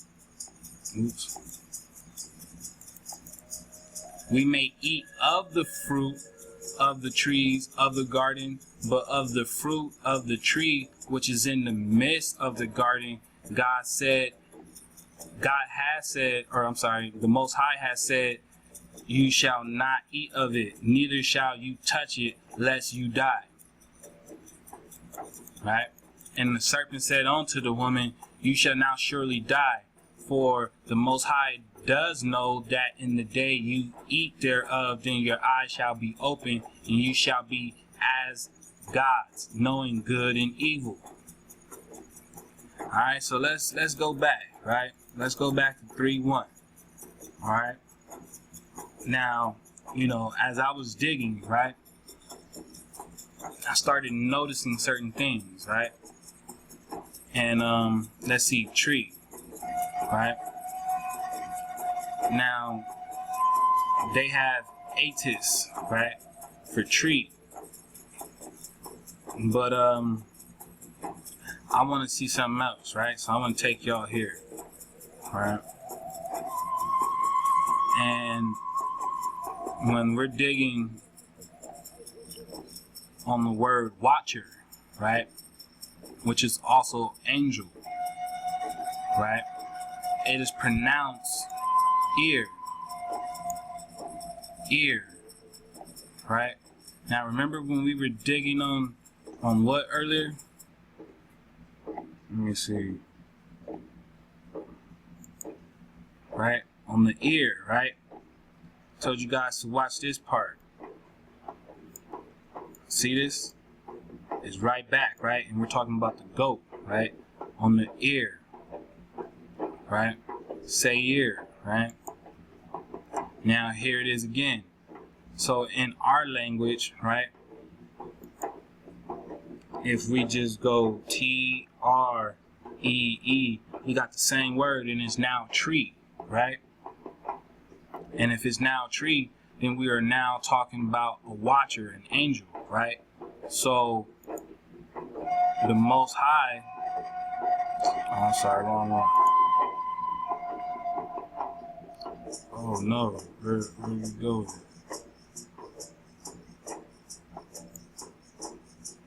The Most High, right?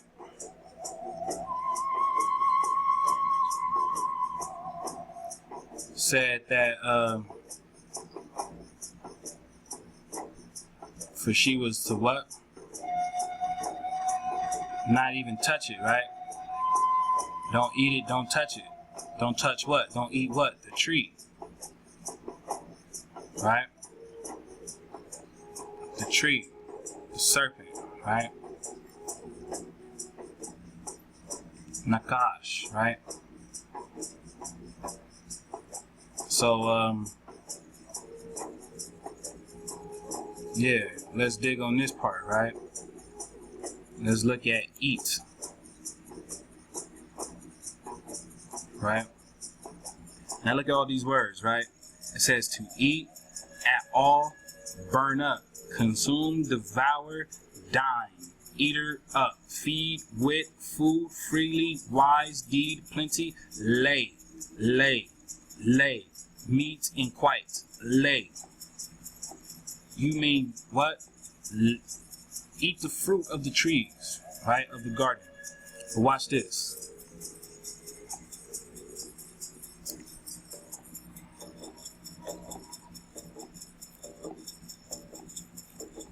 Where is it at? Right? But of the fruit of the tree which is in the midst, right? Which is in the midst, which is in the center, in the middle. So the tree that's in the middle of the garden, the Most High said, you shall not eat of it, right? Eat, lay, right? Nor shall you touch it, right? So let's dig on fruit.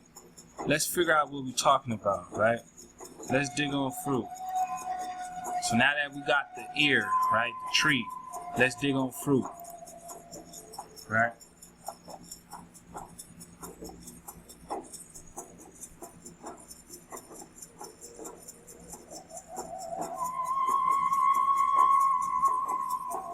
Now fruit means what? Fruit, right? Produce of the ground, right? Offspring, children, progeny of the womb, fruit of actions, right?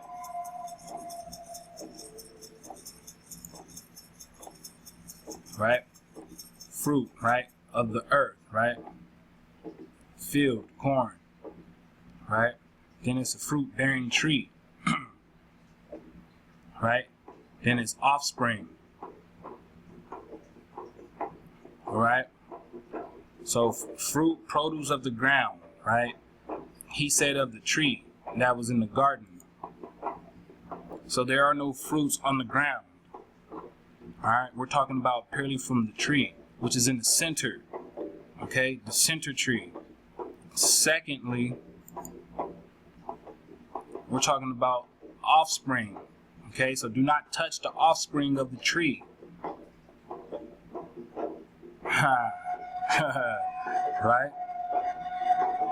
Do not touch the offspring of the tree. Right? Oh, you think this is a game? Let's go. We're going to continue to dig, right? So we got fruit, right? Fruit. Literally or figuratively meaning firstful, right? Fruitful. A reward. Right? A reward.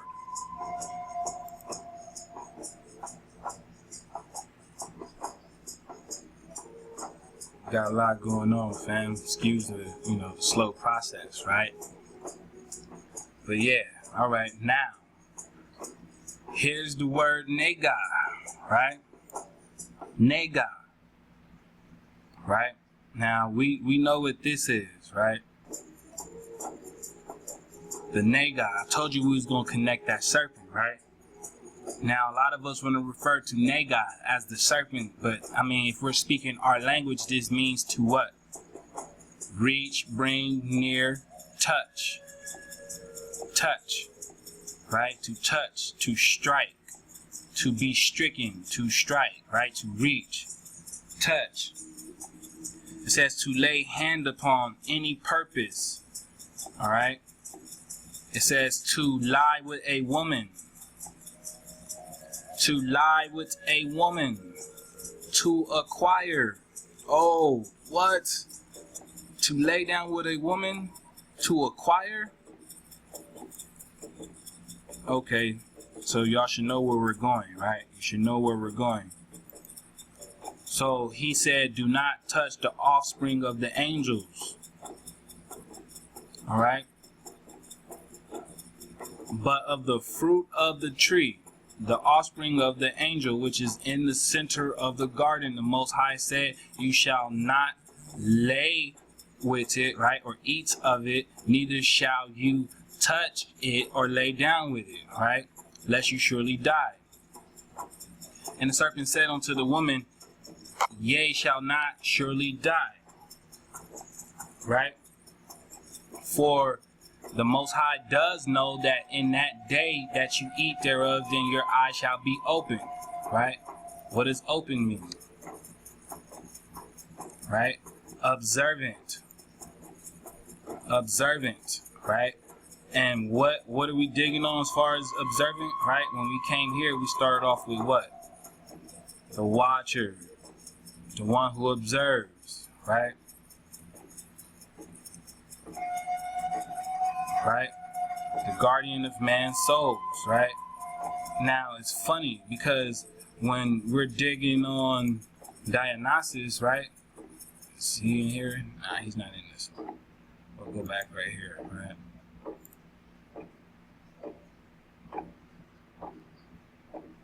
Dionysus had something to do with right here. It says the cult of Dionysus is also the cult of souls, right?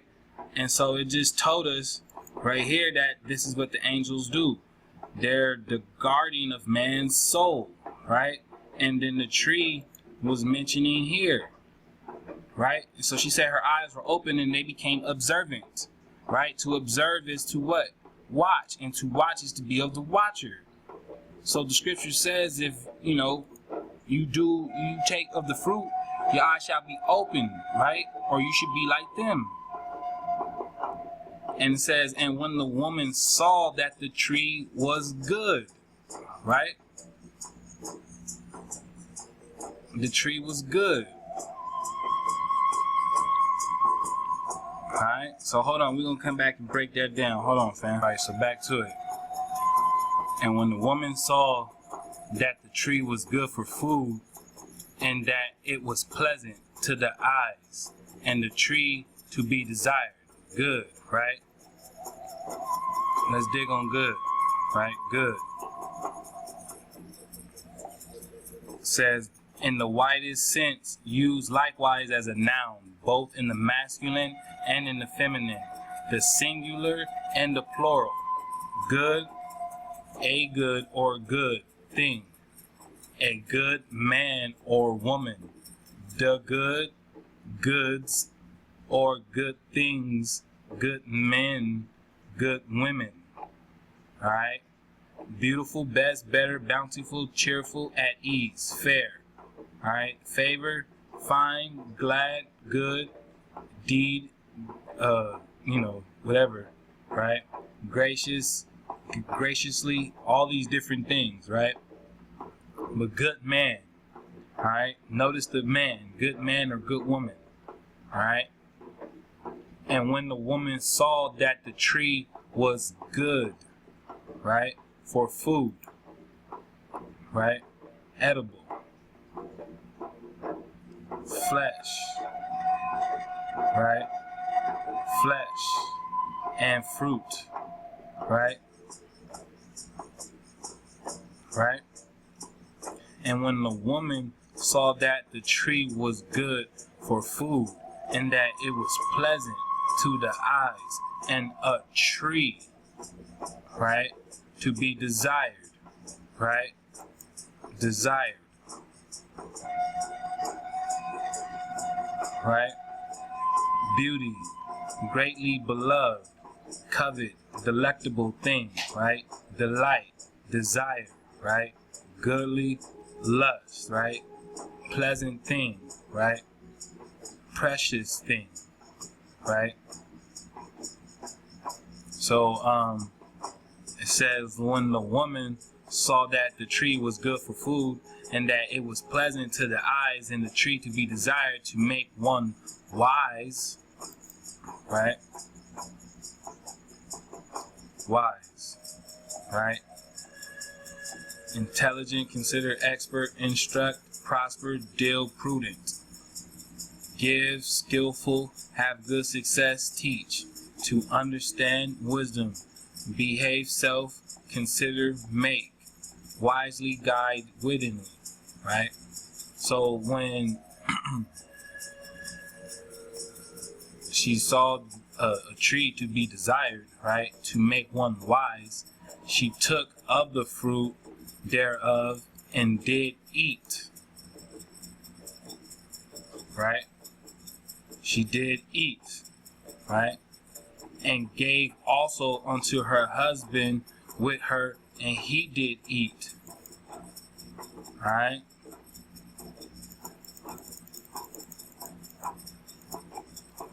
And the eyes of both of them were open. Right? And the eyes of both of them were open. Right? Observant. Right? And they knew that they were naked. Right? Nudity. Alright? Now, why all of a sudden would they recognize that, right? It says, and then they sewed fig leaves together and made themselves aprons. Alright? That's what it said, right? Now I'm going to show you guys some pictures, alright? Show you guys some pictures. Alright. So, you know, for those that, you know, have my Instagram, they know, you know, the certain pictures I post, right? Now here it looks like leaves, right? Leaves.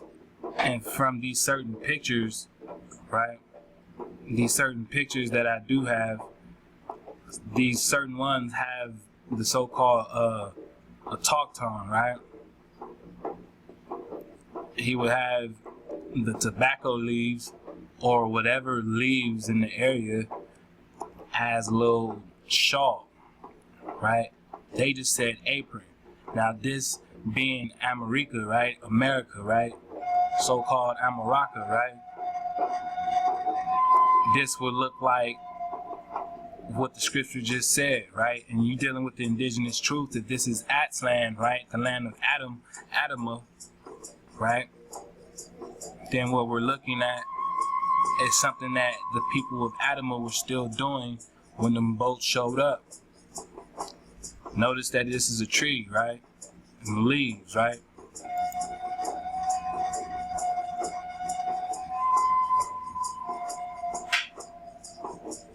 Alright. These are more, alright? More leaves. The tobacco leaves, right?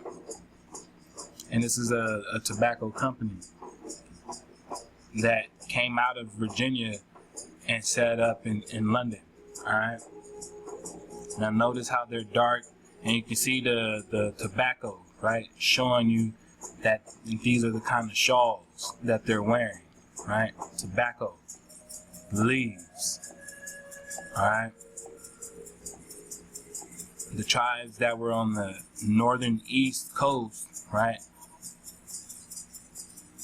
They had a lot of land and they used tobacco, right?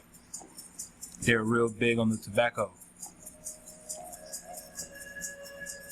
right? And they would put them together, sew them up, and wear them, alright? Y'all seen how I showed the ancient Americans was using textiles and such, right? Of leaves, right? So here we see that the scripture said what? And the eyes of them were both open. Excuse me. And they knew that they were naked, right? And they sewed fig leaves together and made themselves aprons. And they heard the voice, right? The voice. And from them hearing the voice, right? Now check this out. It says to call aloud, a voice, a sound, right? Aloud, bleating. All right, bleating. What is that? Let's check it out real quick, right?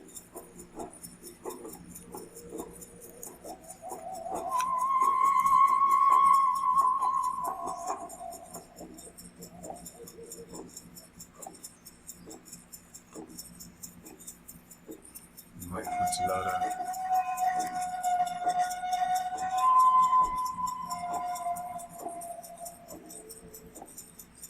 Bleating, right? It says the utter cry of a sheep, goat, or calf, or a sound resembling such a cry. Bleat, to babble. Alright? Now, see, the hijack is trying to let you know that he's a goat, right? So they throw that in there, because they're a goat, right? So it says, and they heard the voice of the Most High Hawa, right? Walking in the garden in the cool of the day. And Adam, right? Adam and his wife hid themselves from the presence of the Most High Hawa amongst the trees of the garden. And the Most High Hawa called on to Adam and said unto him, where are you? And he said, I heard thy voice in the garden, and I was afraid because I was naked, and I hid myself. And he said, who told thee that you were naked, that thou were naked? Hast thou eaten of the tree whereof I commanded thee thou should not eat? And the man said, the woman whom you gave to be with me, she gave me of the tree, and I did eat. And the Most High Hawa said unto the woman, what is this that thou hast done? And the woman said, the serpent beguiled me. Right? Beguiled. Led astray. That is mentally to delude or morally to seduce. Right? The serpent beguiled me, and I did eat. And the Most High Hawa said unto the serpent, because you had done this, you are more cursed above all the cattle, and above every beast of the field. Upon thy belly shall you go, and the dust shall you eat all the days of your life. And I will put enmity, right? Enmity. Hostility, right? Hatred between thee and the woman, and between thy seed and her seed, right? Seed, right? Seed, figuratively fruit, plant, sowing time. Posterity, right? Posterity. Carnally, child, right? So I will put enmity between thee and the woman, and between thy seed and her seed. It shall bruise thy head, and thou shalt bruise his heel. Unto the woman he said, I will greatly multiply thy sorrow. Right? Worrisomeness, that is labor or pain. Sorrow, toil. Right? I will greatly multiply thy sorrow, and thy conception in sorrow. Thou shalt bring forth children, and thy desire shall be to thy husband, and he shall rule over thee. Right? Desire. Right? Desire. But see how they put this right here? So technically this is by omission, right? So maybe this is not what it meant, right? Or this is not what they said. Maybe this is just an add-on, right? And desire to thy husband, and he shall rule over thee, right? And unto Adam he said, because thou hast hearkened unto the voice of thy wife, and hast eaten of the tree of which I commanded thee, saying, thou shalt not eat of it. Cursed is the ground for thy sake, and sorrow shalt thou eat of it all the days of thy life. Thorns also and thistles shall it bring forth to thee, and it shall eat the herb of the field in the sweat of thy face, and shalt thou eat bread till you return unto the ground, for out of it was thou taken. Right? So Adam was taken out of the ground. Right? And it says, for dust, right? Soil. It means supposed to be soil, right? You shall, or you art, and unto dust you shall return. And Adam called his wife's name Eve, because she was the mother of all living, right? And unto Adam unto Adam also and to his wife did the Most High Yahweh make coats of skin and clothe them. And the Most High Yahweh said, Behold, the man is become as one of us to know good and evil. Right? Evil, right? It says bad, evil, naturally or morally, right? This includes adversity, affliction, bad, calamity, displeased, distress, evil, harm, heavy, hurt, mark, mischief, right? Mischief, right? Mark. Alright? So, evil, right? And now lest he put forth his hand and take also of the tree of life, right? Tree of life, right?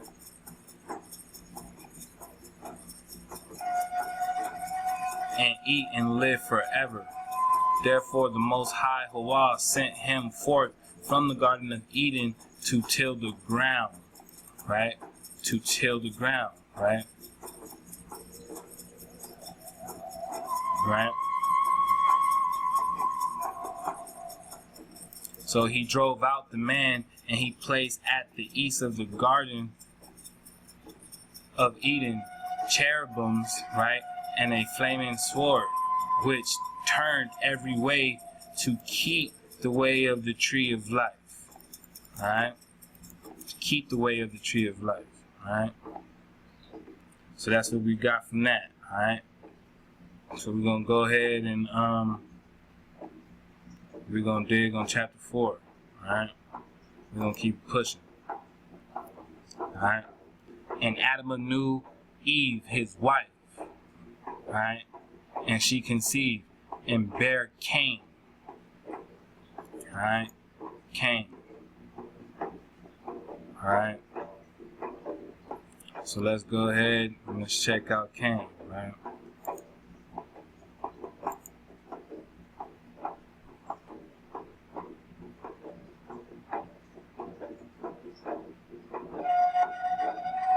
While we wait for this thing to load, you know what I'm saying? I'm back to it. It's jamming me up right now. So,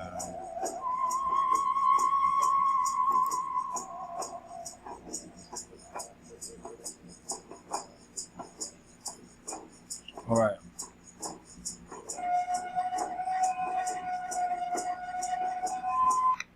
Oh, this ain't even the one that I wanted. My bad.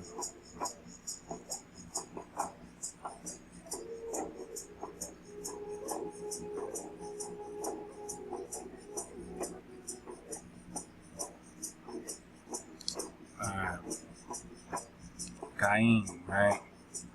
Cain. His name means what? Spear. Right? Spear. Right? Spear. Cain. Right?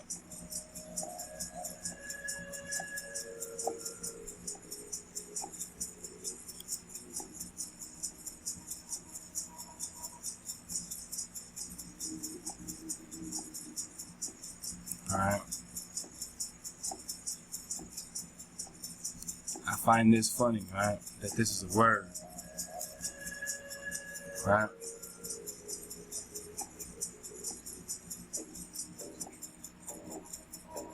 Right? So, Cain, right?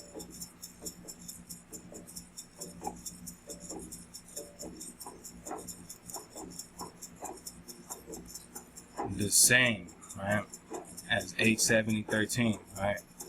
Cain, right? The name of the first child, also a place in Palestine of an Oriental tribe, right?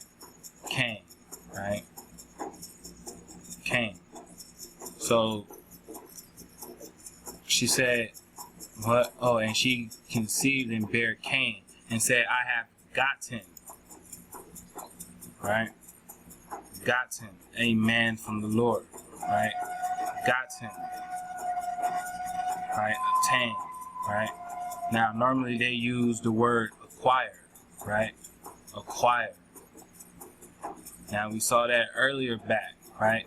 Where we were mentioning that word acquire from previously, right? Now, she said, I have gotten a man from the Lord, right? All right, so we gotta be careful with that, right? Because this is where these things get tricky, right? And it says she again bore his brother Abel, right? And Abel was a keeper of sheep, right? But Cain was a tiller of the ground. And in the process,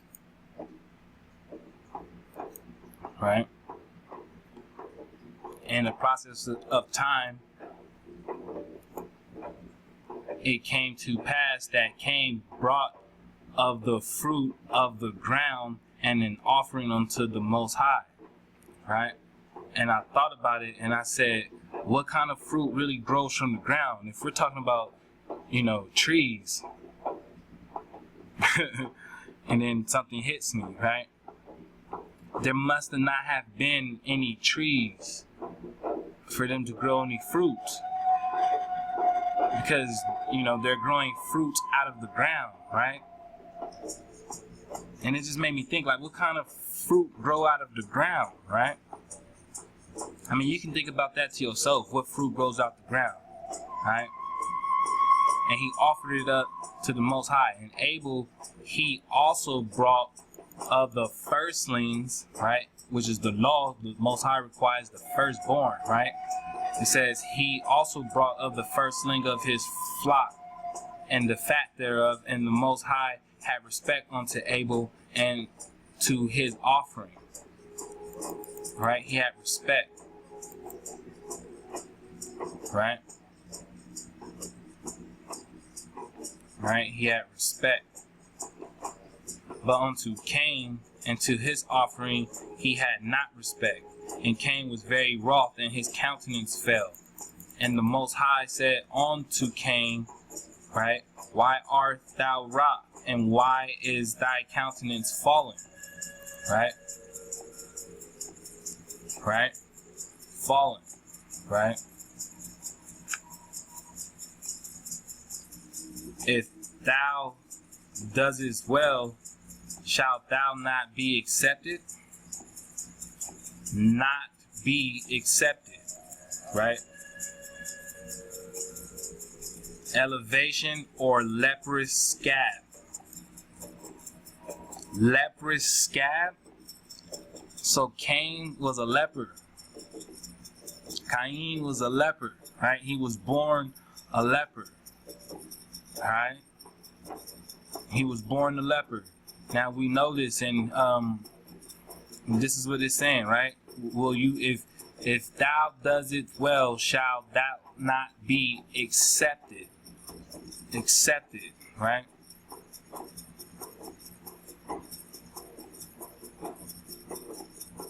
Let's see, right? Bam. An elevation or a leprous scab. All right, leprous scab. Elevation, right? If you does it well, shall thou not be accepted?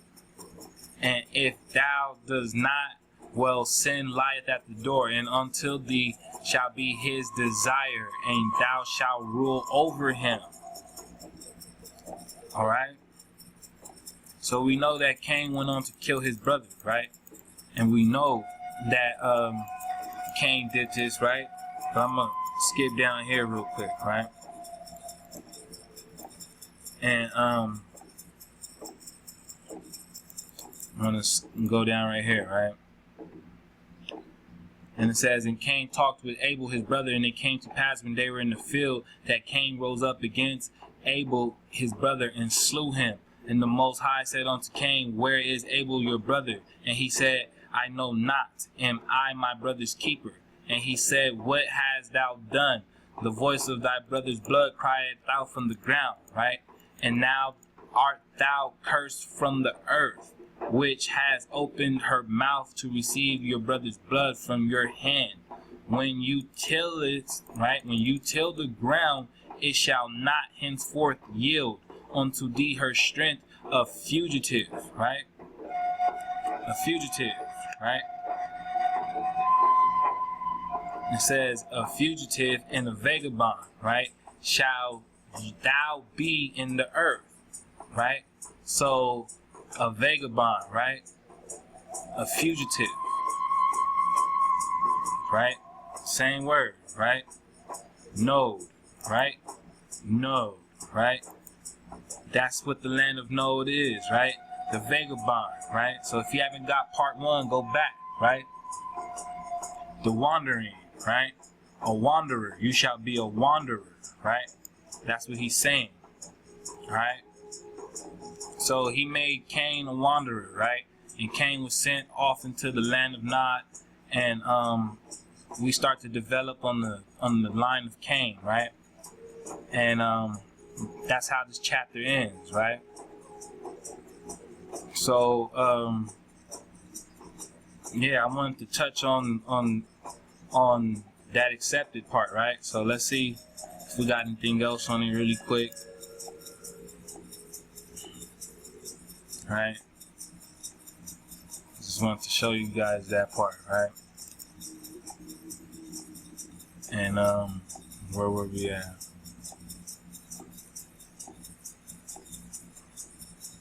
Right here with it. Right? Accepted, right? So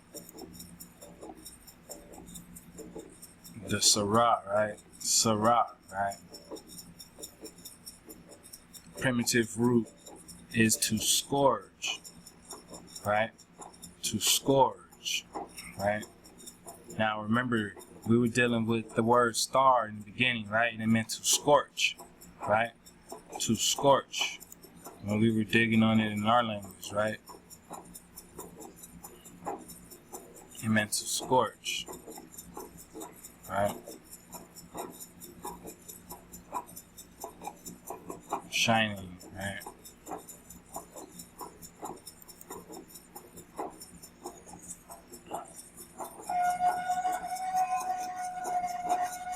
To scorch, right?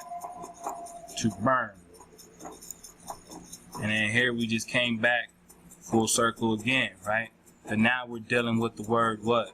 Accepted, right? The word was supposed to be accepted. That's what they said. But it really means to be disease of the skin, to be leprous, right? So what do we have? We have that in scripture, Cain was born a leper. All right, fam? He was born with leprosy. Why was Cain born with leprosy? Because he was of the serpent. All right, when we were looking at number 3, right? Chapter 3. All right? Enmity between thee and the woman, right? And we already seen the seed, right? And we already did this, right? Hopefully you guys remember. If not, go back and rewind, right? And dig on it. So we're connecting it back, right? To Cain, right? Will you not be accepted, right? This is what they said, right? You've been thinking this the whole time. The word means leprous, right? So we're digging on it, and we're coming out with what? Leprosy. So Cain was a leper. All right? He was stricken with leprosy from the jump. Scourge. All right? And we learned that what? The serpent was a star, right? I mean, a watcher, right? And we were digging on what? On the star, right? Which is also the prince, right? The prince. Stargazer, right? Shining one. See that? Oh, y'all think this is, nah. Watch this, right? We're really about to pick up on it, right? So, let's see. Where is it? You know what? we're gonna have to show, right? Let's check this out. Actually, we're gonna skip that. We're gonna skip that too. Come back. Lepers, right? We saw right here shiny, right? Star, prince, right? And we know that it was the prince of the airwaves, right? The prince of the principalities, right? That fell. So we're gonna go ahead and we're gonna jump into something else. Alright. But you know what? I'm sorry, you guys. Before we go into that, let's dig on this. Alright. Now, this is Genesis chapter 15, verse 18. Alright. It says, in the same day, the Most High made a covenant with Abram, saying, unto thy seed have I given this land, from the river of Egypt unto the great river, and the river Euphrates, right? It says, the Kenites, right? The Kenites are really what? What are the Kenites? Cain, right? The Cainites. Kenites, right? This is a tribe that still went on. The seed of Cain continued on even into the days of Abram, right? It continued to go, right? The seed of Cain, right here, right? The seed of Cain, right? Bam, right? So Cain continued to go. These leprous men, right? This is what we're finding, right? The leprous one, right? Saying, unto thy seed have I given this land, from the river of Egypt unto the great river, the river of the Euphrates, right? The Kenites and the Kenizzites, right? And the Kadmonites. Now, you know, for all those folks who've been hitting me up out there asking me about, you know, the tablets and everything, right? Y'all know what this word is, right? Y'all know what this word is, right? It says ancient, that is aboriginal, right? A tribe that's in Palestine, right? You know what this word is. And you can obviously see this is totally separate from Adama.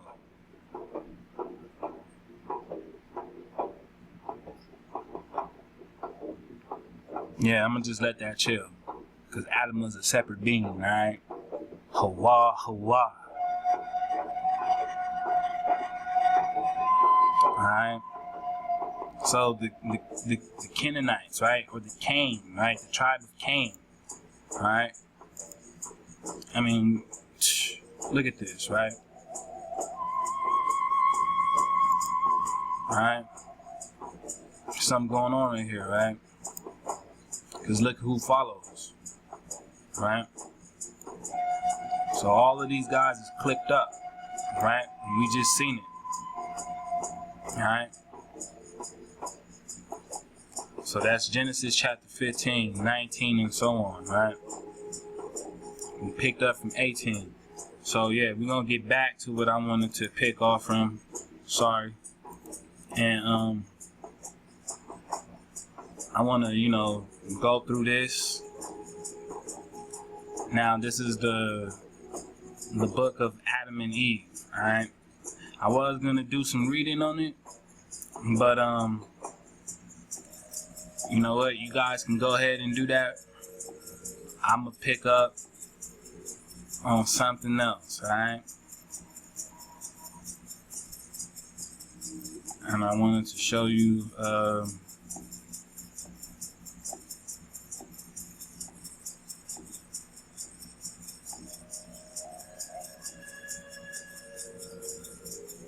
let me see.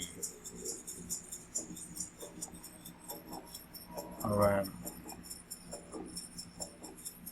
Now, you'll learn, right, when you're reading about this, they didn't have anything to eat for a while, alright? Because they got kicked out.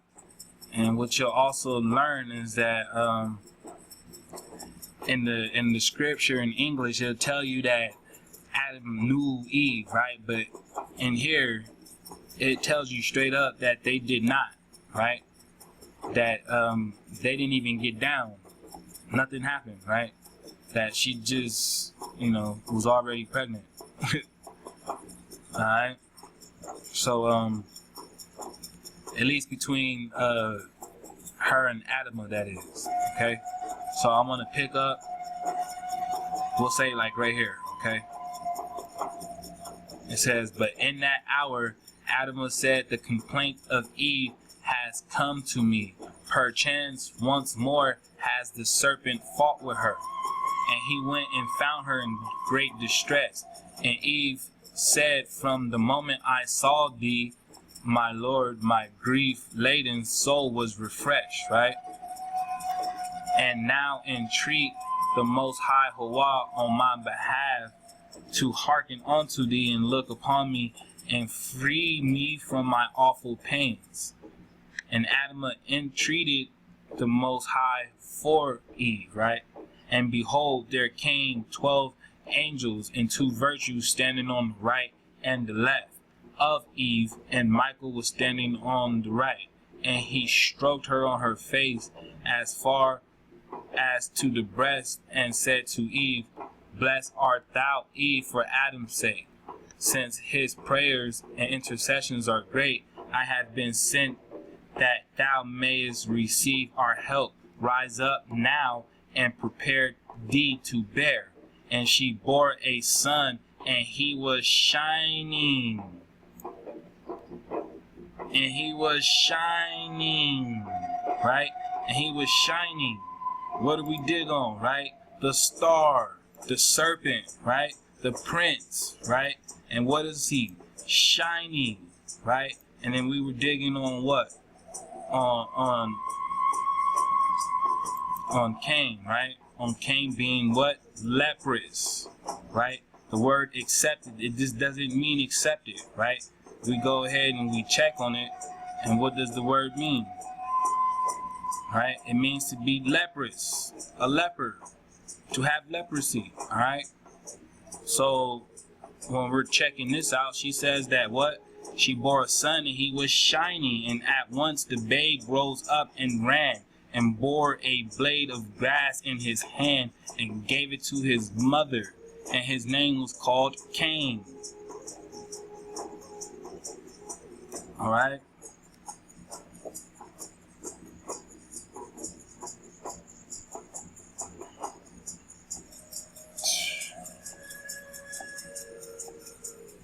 All right.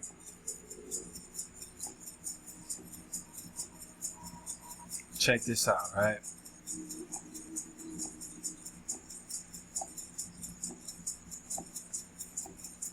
All right, it says real quick from here, right? Have we taken away thy glory and caused thee to be without honor? Why dost thou hurry us, thou enemy, and persecute us to the death and wickedness and envy? And with a heavy sigh the devil spake, O Adama, all my hostility, envy, and sorrow is for thee, since it is for thee that I have been expelled from my glory, which I possess in the heavens, and in the midst the angels, and for thee I was cast out in the earth. Adama answered, Would thou tell me? What have I done to thee, or what is my fault against thee? Seeing that thou hast received no harm or injury from us, why dost thou pursue us? And the devil replied, Adama, what dost thou tell me? It is for thy sake that I have been hurled from that place which thou wast formed. I was hurled out of the presence of the Most High, and banished from the company of the angels, when Hawa blew into thee breath of life, in thy face and likeness was made in the image of Hawa. Michael also brought thee and made us worship thee in the sight of Hawa. And Hawa spoke, and Hawa the Most High spake, Here is Adama, I have made thee in our image and likeness.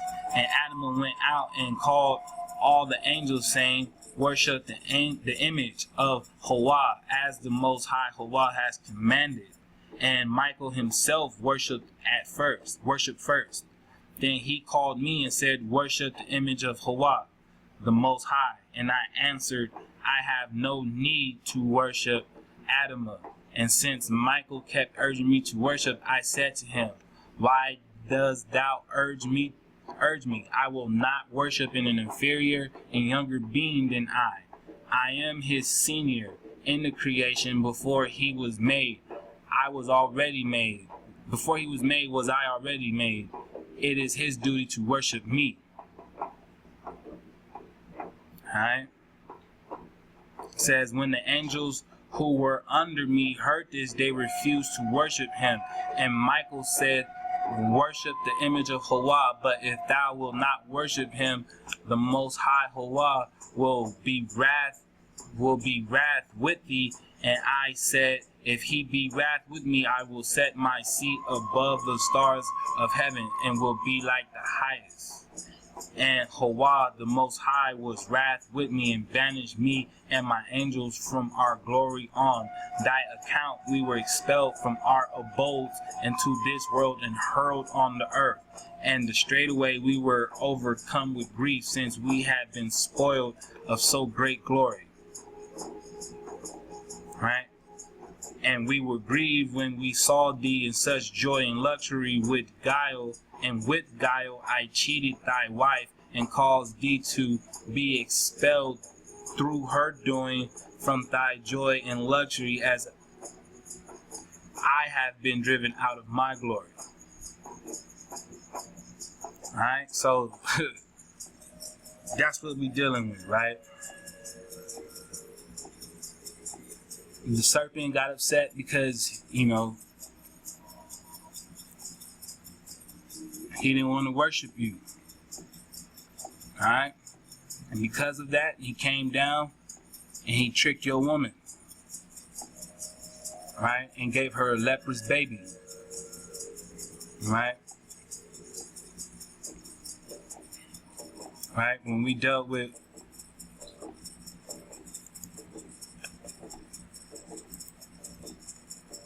star, right? We had stargazing, right? What else did we have?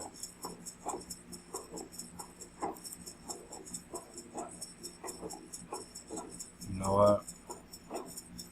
I was gonna try to connect it, but my thing's acting too slow. We're gonna keep it pushing. It's already taking forever, alright?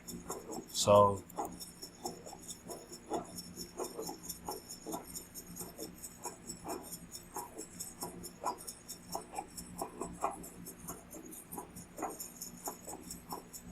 let's go.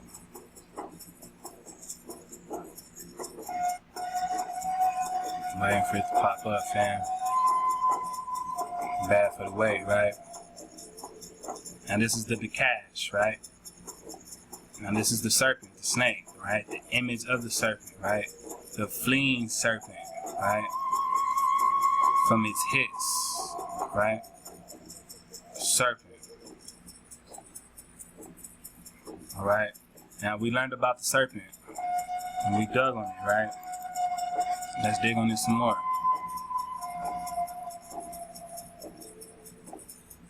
Alright? We're dealing with the separation, right? It says limbless reptile, right?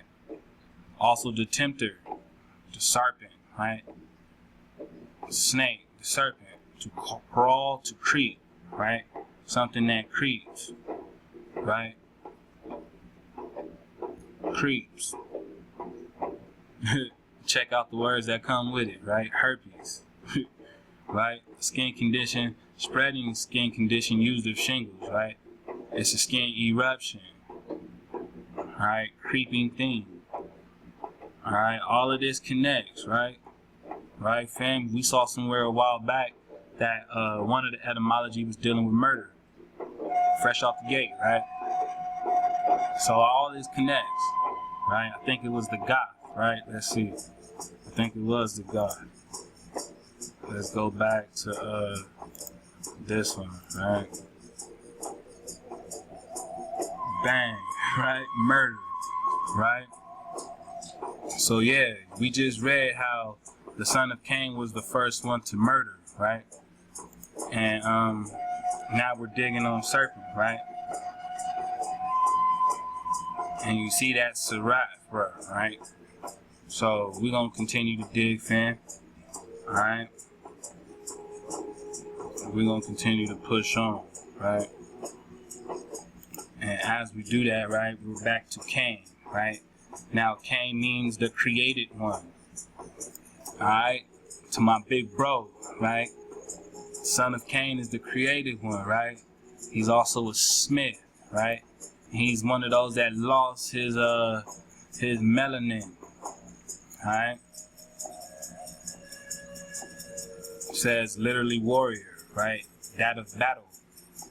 Alright? Cain. Alright? We're gonna fly through these words, alright? Now, you know what? This is a soothsayer, right? One who speaks truth, right? One who speaks truth. When we were digging on, let's see, where is it at? In the cache, right? Serpent.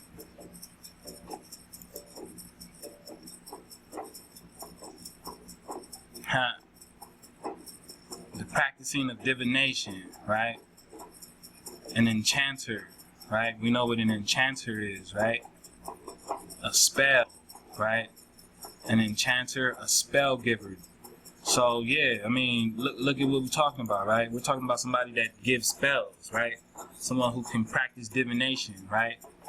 Someone who's a participant in magic, right?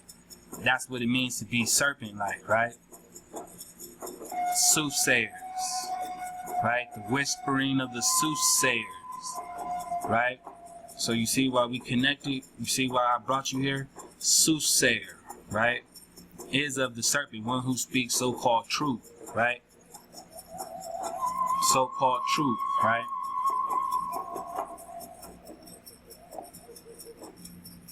Let's go, right? Sorcerer, right? A conjurer of evil spirits, right? Displaying sorcerer, right? Says teller of fortunes. So that's the so-called truth that they talk, right? Is the teller of the fortune. They can tell you the future.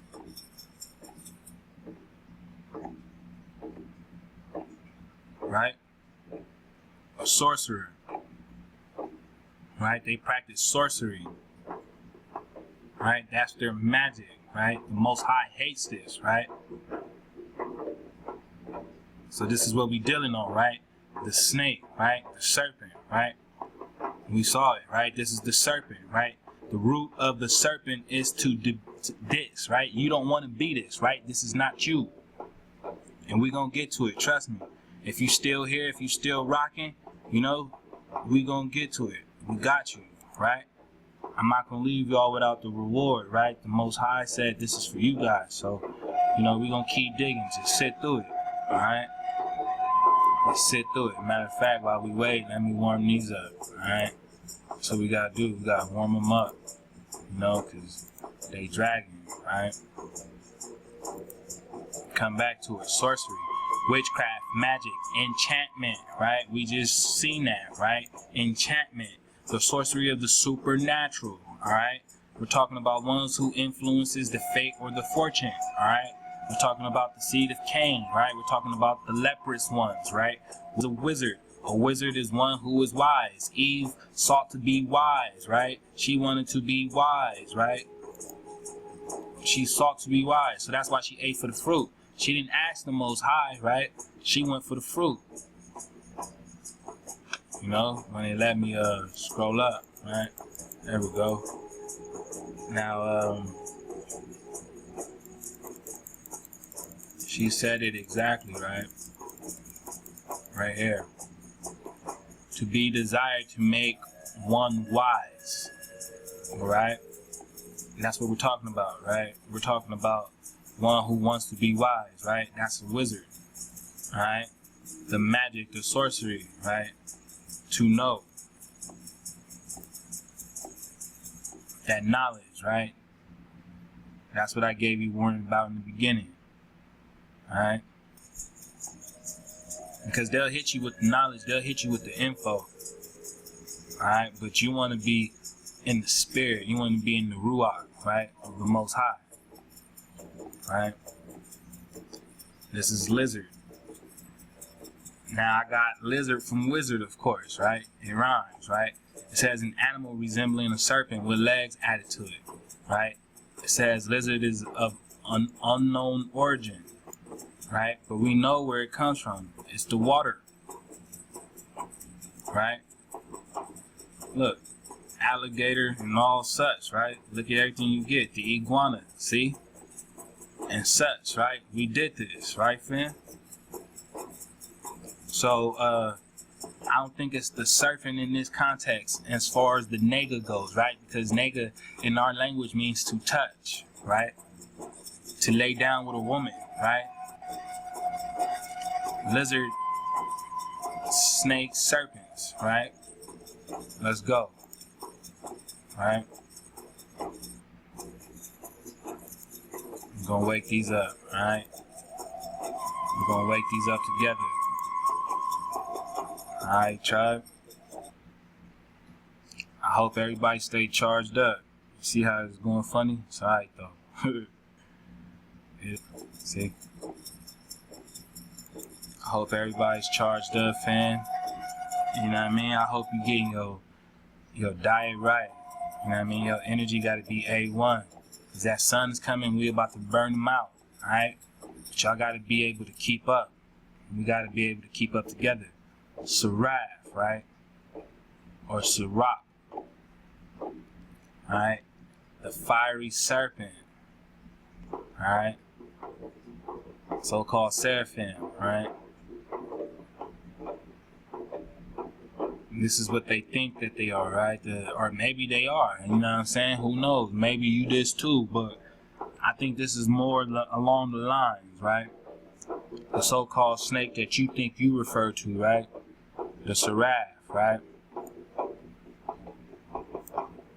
Firing serpent, right?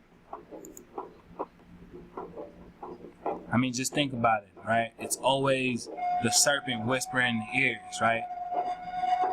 When you watch The Last Airbender, right? And he goes out and he meditates. He comes into the great spirit, right? His great spirit, right? And it's what? This reptile, right? This dragon, this serpent, right? And the serpent is supposed to be the all wisdom. But check this out. The bright or the shiny angels, right? Or the princes and the nobles, right? Of heaven. Alright? Winged serpents. Alright?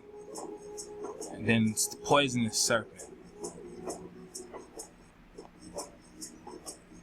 Alright, fam?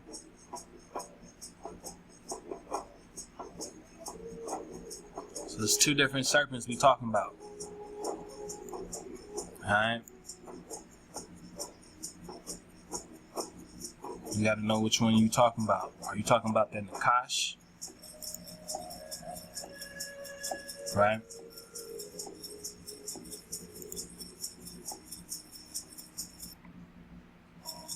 Right? So yeah, now that we got shine, right? We saw that, so let's dig. Shine is the brightness, right? Right? Oh, sorry, that's the wrong one. This is the derogatory term, right? See? See how they try to flip it on you? Shine means to be light, to be radiant, right? Luminous, right? Conspicuous, right? To gleam, right? To gleam, to flash up, to shine, right? You see everything that follows, right? Everything that follows, right? Gleam, right? Gleam.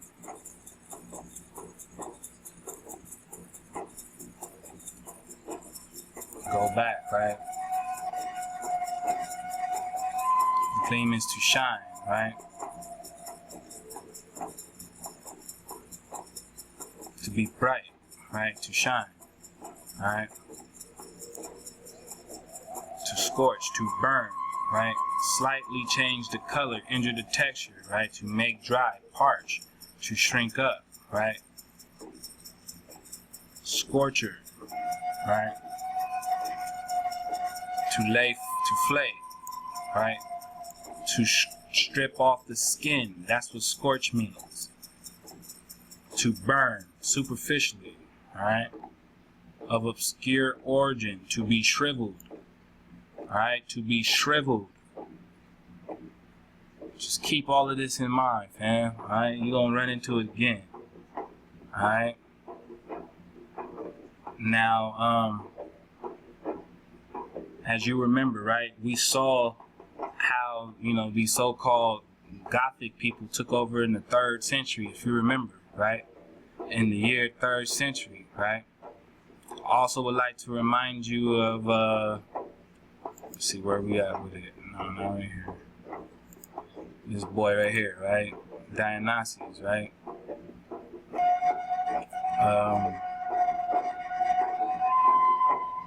Dionysus.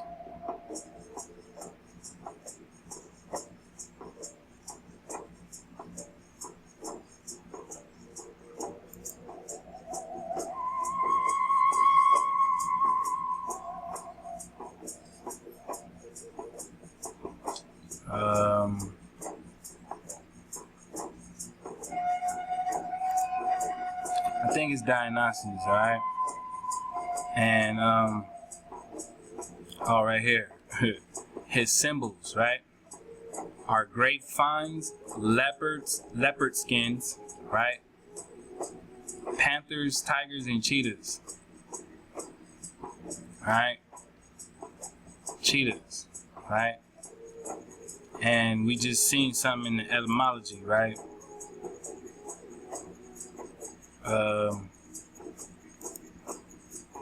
Let's see, gleam. No, not this one, right? Shine right here. See? See? You see how it's starting to link up? Cheetah, right? Cheetah. Leper, right? Shine. So you see what's going on. Alright? Now, Dionysus, right? If his symbol was the leper skin, who do you see knowing to, you know, do this leper skin, you know, in the temples? Right? Doing all kinds of leper skins in the temples, right? And the Most High said what? That you took up after the nations, right? Where was it at? Because you took up after the nations of the heathen. Right? Right here. So if he's representation, Dionysus, or whatever his name is, right?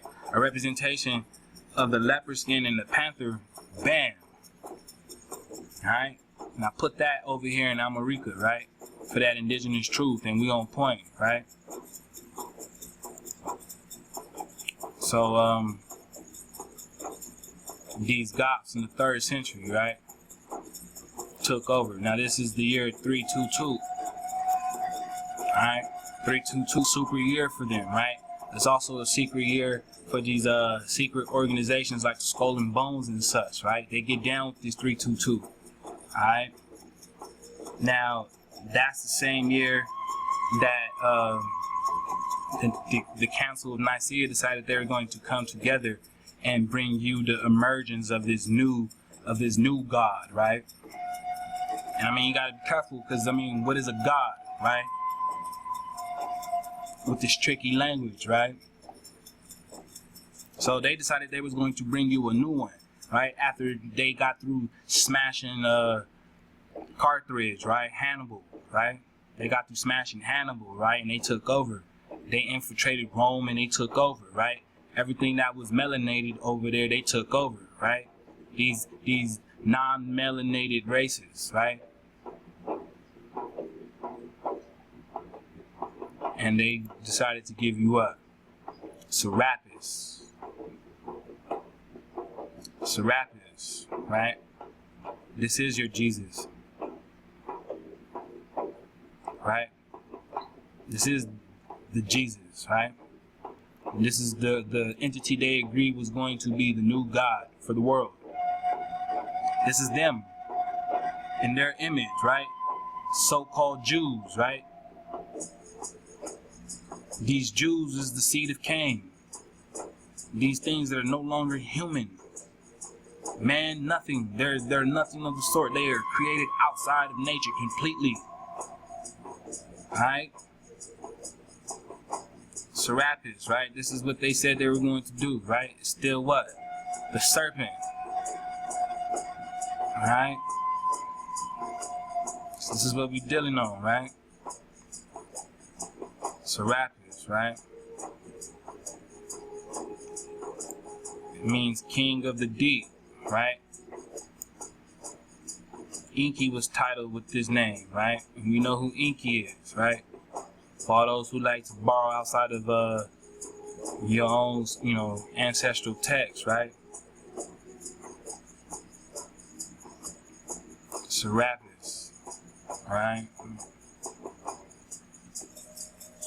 Something else I was looking for, as you can obviously see, and we're gonna find it. We're gonna find it.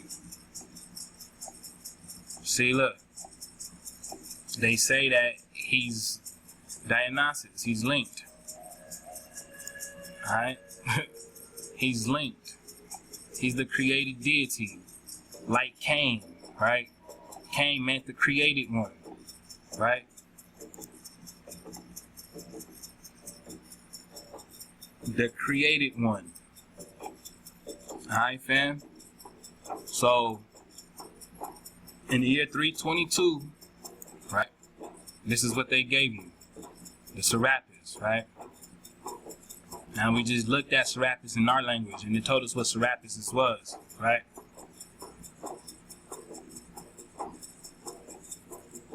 So yeah, that's what we're digging on with that, right? Serapis. Now I wanted to, there was something else in here, but I'm not going to spend too much time because we already pushing it as it is, alright? So that, yeah, basically we looking at the same thing we've already, pushed out. Look, there it is right here, alright? Just as we was talking about, the Council of Nicaea. Alright, so this is what they pushed into play, right? It said the statue also had what appeared to be a serpent at its base. Alright? Now when you deal with the so-called constellation of this Capricorn, it's a serpent at its base, and then it turns into a goat. Alright? That's what we're talking about, fam. Alright? We're talking about the scorching, right? The scorch, right? The scorch is to burn, right? Which brings me to the next one, right? And I know some folks is gonna yell at me, but you know what? I gotta bring it for my people, right? Because I gotta show some correction for the tribe, alright? And for the tribe, this is just how it is. So, once it load up, we're gonna go ahead and dig on it, right?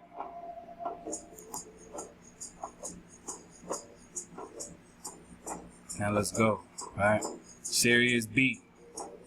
Sirius, right? What does it mean? It means to glow, right? It means to scorch, all right? Alright? Scorch. Right? It's freaking out. It's like, nah, don't do it. Natural, don't do it. Look, see? It's freaking out. It's alright, fam. We're gonna get it stable. Alright?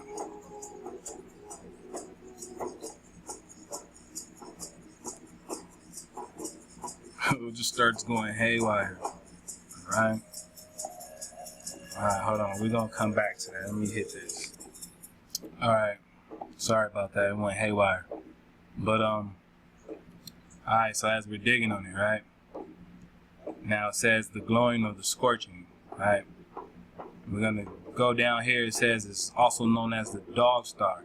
Now I find it interesting that all of this has been linking to those tribes that link back to dogs, right? And to the star. What if this is really what? Dog satyr, right? Or the satyr dogs. I mean, that's what we've been learning in our language, right?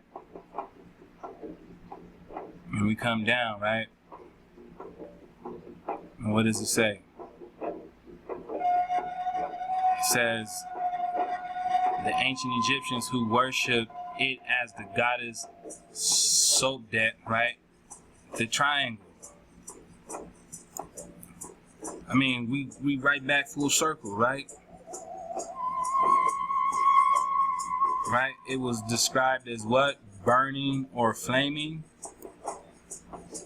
Right? I mean, we right on target, right, fam? Right? It ain't all about the melanin, right? Especially when we understanding when it comes to certain things that it was what? The so-called melanin that did this, right? Yeah, you know, for those that know what I'm talking about, just, you know, want to think, right?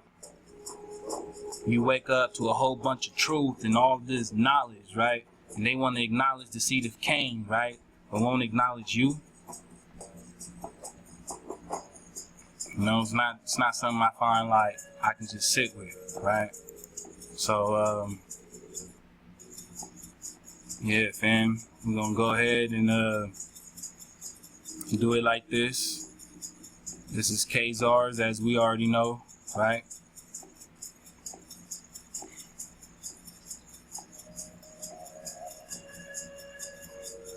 Just want to bring y'all right here, right? This is Khazar. The etymology, right, is to ramble, to roam. To ramble or to roam. These are your ear, fam, along with those who help them, right? Because within their very name, it means to tyrannize, oppress, and terrorize.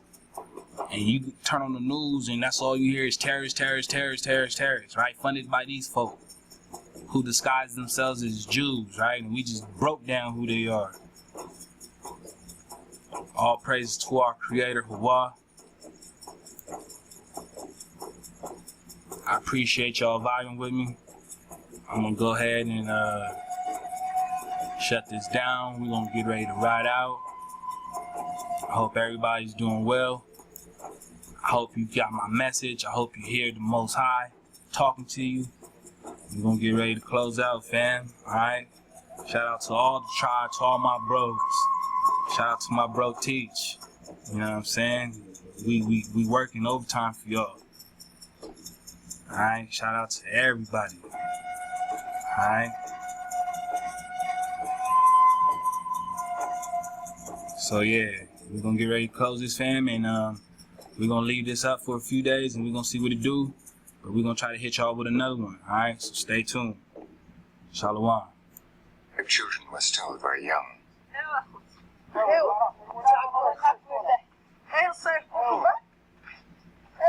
This union is in the interest of both families, which boast very ancient, important lineages. In this way, they create ties which will be invaluable in cases of extreme necessity. The marriage is held at the well of Miyek in the middle of the desert as required by tradition.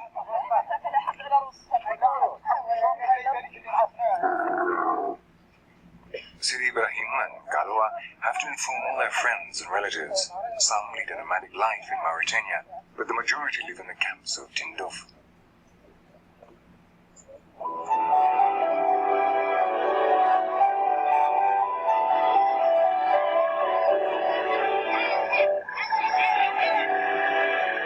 Has led to poverty, desolation, and an unbearable cost in human lives.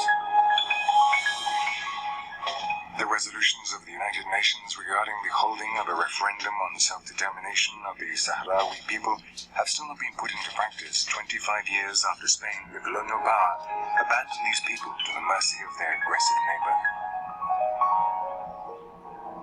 At the end of the 19th century, at the height of the colonial frenzy, fish factories from the Canary Islands and explorers such as Cervera and Bonelli were already claiming this territory for the Spanish crown. In exile, the Sahrawi nation has, with a few available resources, managed to create a rudimentary but efficient system of administration. The population, some 170,000 people, has organized itself into wilayas and darias, assemblies of neighbors at which they discuss the problems of the community. That is how, day by day, they struggle against the tragic destiny which has confined them in these ghettos of sand and stone.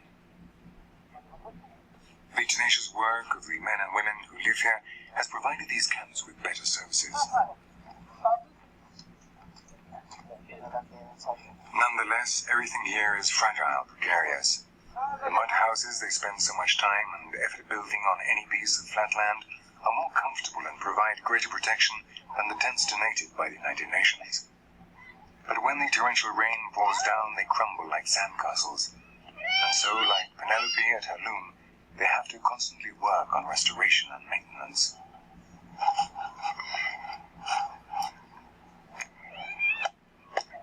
Even such extreme as life goes on, relatives and guests start arriving at Hakim's house for the baptism of his eldest son.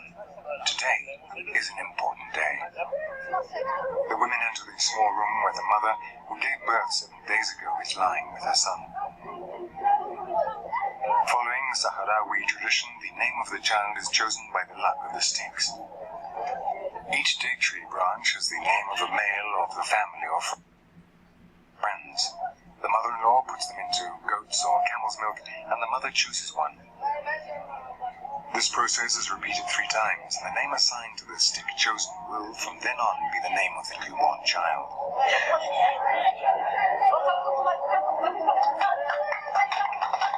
Baptism is always an occasion for celebration and rejoicing. Hakim has good reason to be happy. A male child will carry on his name and that of his family.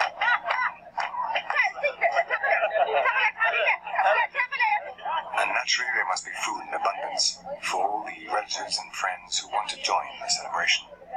On this day, no expense will be spared.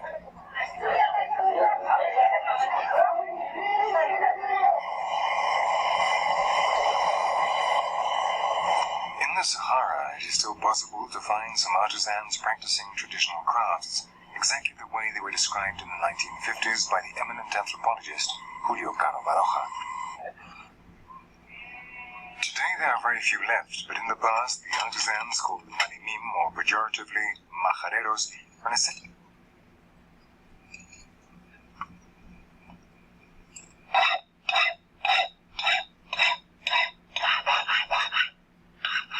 In the most important and most opulent Fargan, the artisan and his itinerant workshop occupied a very special place.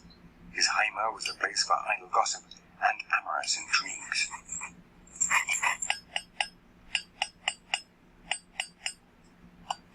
Though traditional Sahrawi society looked down on them, the majadero and his wife made everyday utensils both of wood or leather and bone or metal.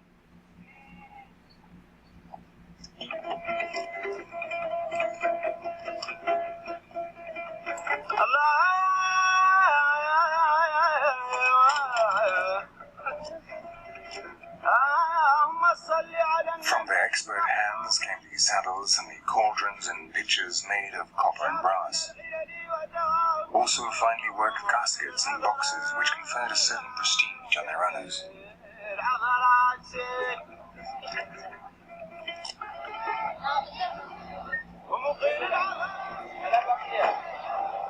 Small tents and family businesses like this one of Mahayub have proliferated in the camps of Tinduf, a sign of improvements in the refugees' quality of life.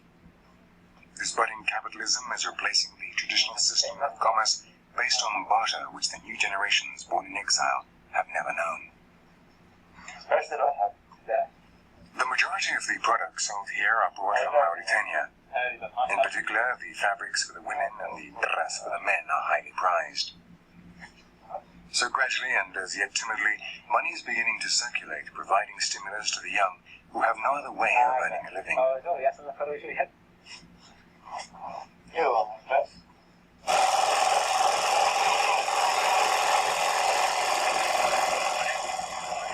The dara is the traditional male dress in the Western Sahara and Mauritania. Though now they are machine-stitched, traditionally the complicated designs around the neck were embroidered by hand. The more intricately decorated the gathering, the more valuable it is. These designs are always asymmetrical and made with linen thread. The dara reflected the rank and power of its owner.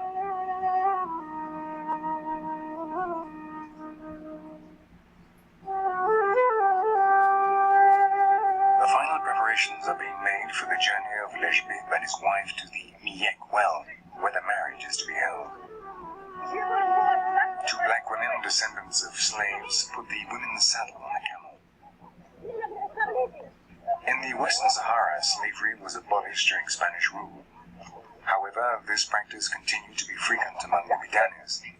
The Frente Polisario, or Polisario Front, finally put an end to the system of castes and servitude.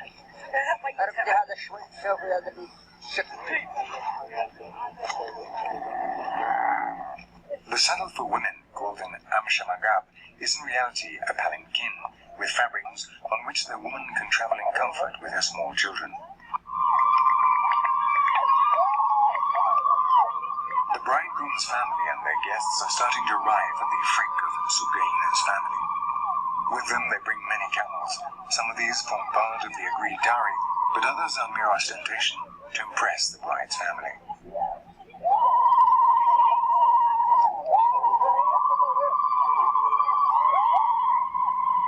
The friends and relatives of the two families compete against each other, raising large black and white cloths in the wind. This challenge is in reality one of the many games played by the young during wedding celebrations.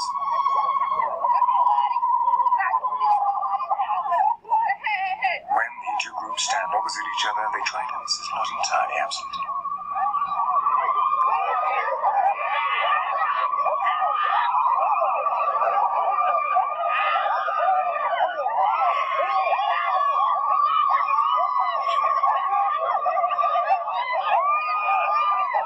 This game of fighting for the cloth is of uncertain origin, its roots going back to the primitive Berber tribes that inhabited this region.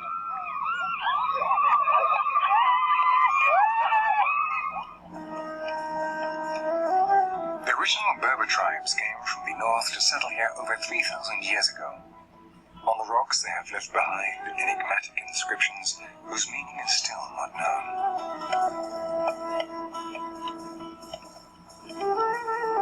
They raised megalithic monuments and funeral tumuli across the entire Saharan region, evidence of a complex cosmic vision, a magic universe in which the afterlife played an important part.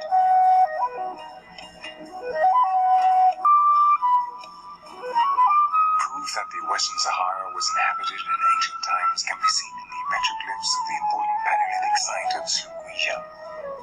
Now extinct fauna can be seen on hundreds of stone blocks in the open air, expertly sculpted using the system of incision and scraping.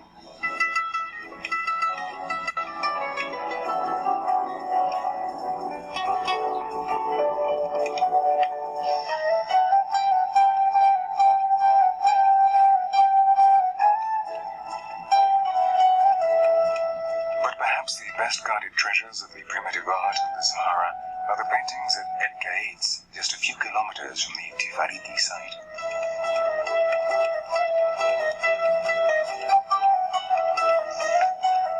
These paintings are found in natural shelters called tafones along the Legasem Mountains, whose gullies and ravines can only be reached with the help of an expert with excellent knowledge of the local terrain.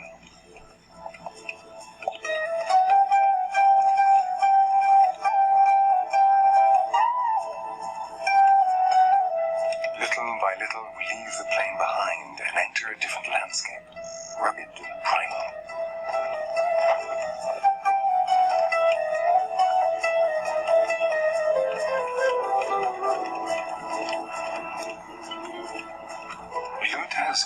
collaborated with certain universities on the study and protection of the World Heritage. However, the precarious state of some of these paintings and the rapacity of certain visitors do not bode well for their conservation.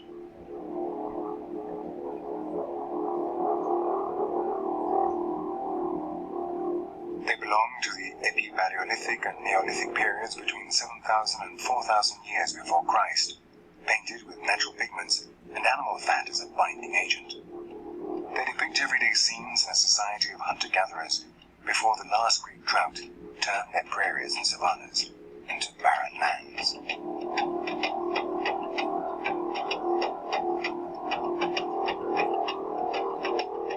The iconography of El Cayet shows us groups of people in attitudes of dancing, stalking, or pasturage, along with magnificent figure vines, which they must have started to domesticate by that time.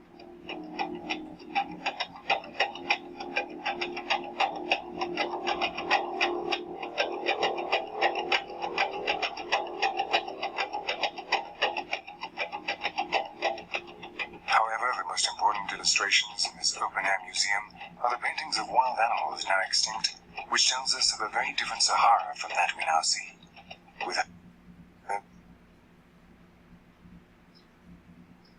giraffes roaming across the savannah. For these first inhabitants, the giraffe must have been a totemic animal, as it is the most frequently depicted motif.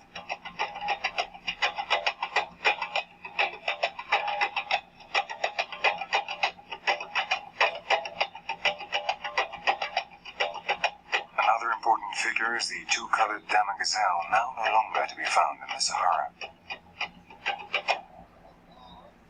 Much the same could be said of the Dorcas gazelle, like this one held by an old Polisario soldier.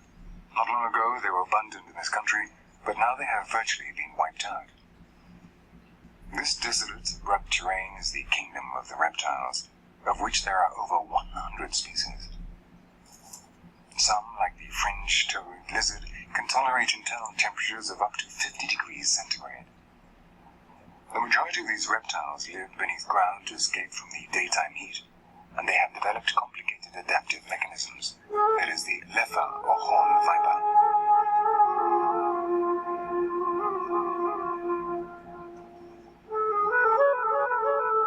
It is the main predator in the area, feeding essentially on gerbils and small rodents.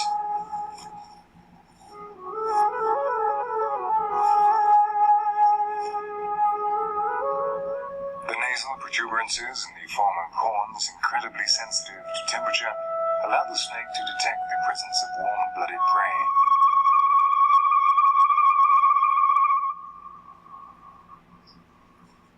But if the Western Sahara is called the land of the lizards, it is above all due to the abundance of this reptile with its characteristic thorny tail. There are many stories and legends around these emblematic lizards which are hunted for the nomad children to play with them, and traditional medicine attributes them with an endless list of virtues.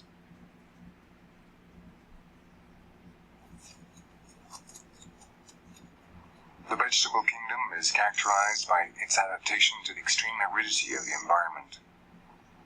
The bushes and higher plants can be found dotted along the wadis.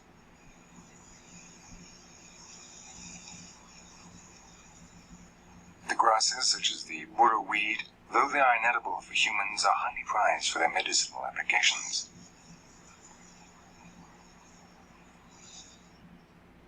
The talcha, or Saharan acacia, is the most representative tree of this desert, and has adapted by reducing its size. The leaves have turned into thorns, and the flowers are button-shaped to prevent evaporation. The resin is also used in the pharmacopoeia of the nomads.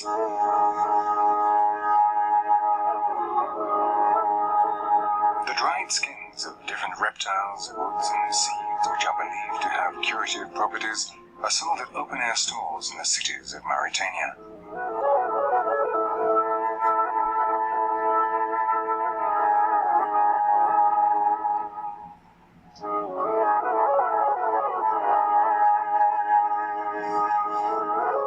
In this society, traditional healers have always been treated with great respect and deference. such as Kertu, a renowned healer woman who learnt her craft from her forefathers.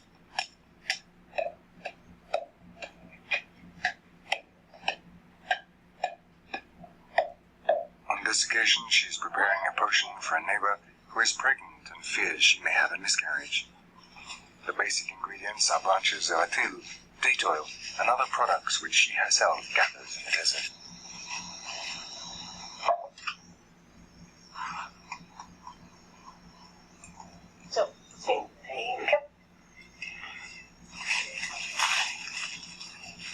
After macerating for a number of hours, all that's left is to add a pinch of talja leaves and leave the potion to settle. The Western Sahara may appear to bear a barren, lifeless land, but since ancient times it has provided the ingredients necessary to prepare potions and ointments which the Sahrawis have used to treat their ailments.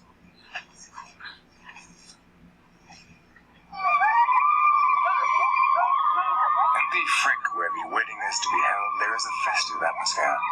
The young constantly shout and run around, and the mood proves infectious to even the most venerable elders. Some show off their riding skills to impress the girls of marriageable age.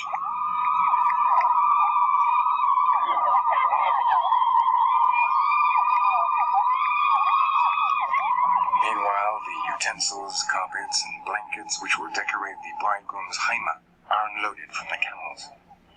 In traditional Sahrawi weddings, the bridegroom has a separate, richly decorated haima, where, in the company of his friends, he waits for events to get underway. The last guests to arrive are Lejbib and his wife, who set out from Mauritania several days ago. They are received with demonstrations of joy and rejoicing.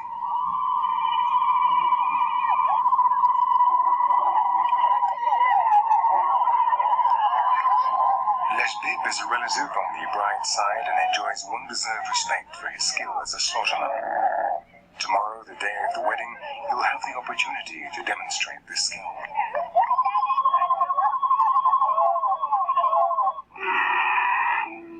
Before sunrise, the slaughterman, aided by a few men, will sacrifice the camel to be eaten by all the guests.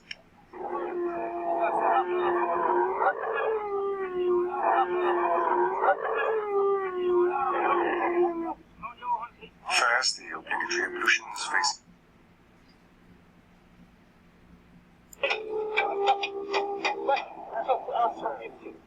Acting fast, the men tear back the thick skin of the animal, revealing the fat reserve stored by the camel in its hump.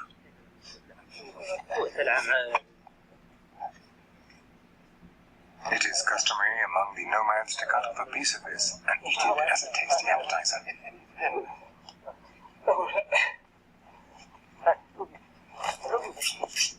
In the Sahara, it is very important to know how to efficiently slaughter an animal as valuable as the camel, which can only be eaten on very special occasions. An average family owns only a few female camels. The males fetch much higher prices. For the nomads, the raw liver is the most exquisite delicacy. They believe that this valuable source of proteins gives them strength and virility.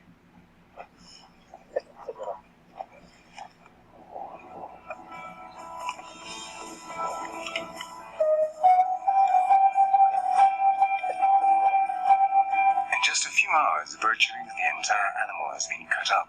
They have to work fast. In this climate, the heat will rapidly rot the dead body.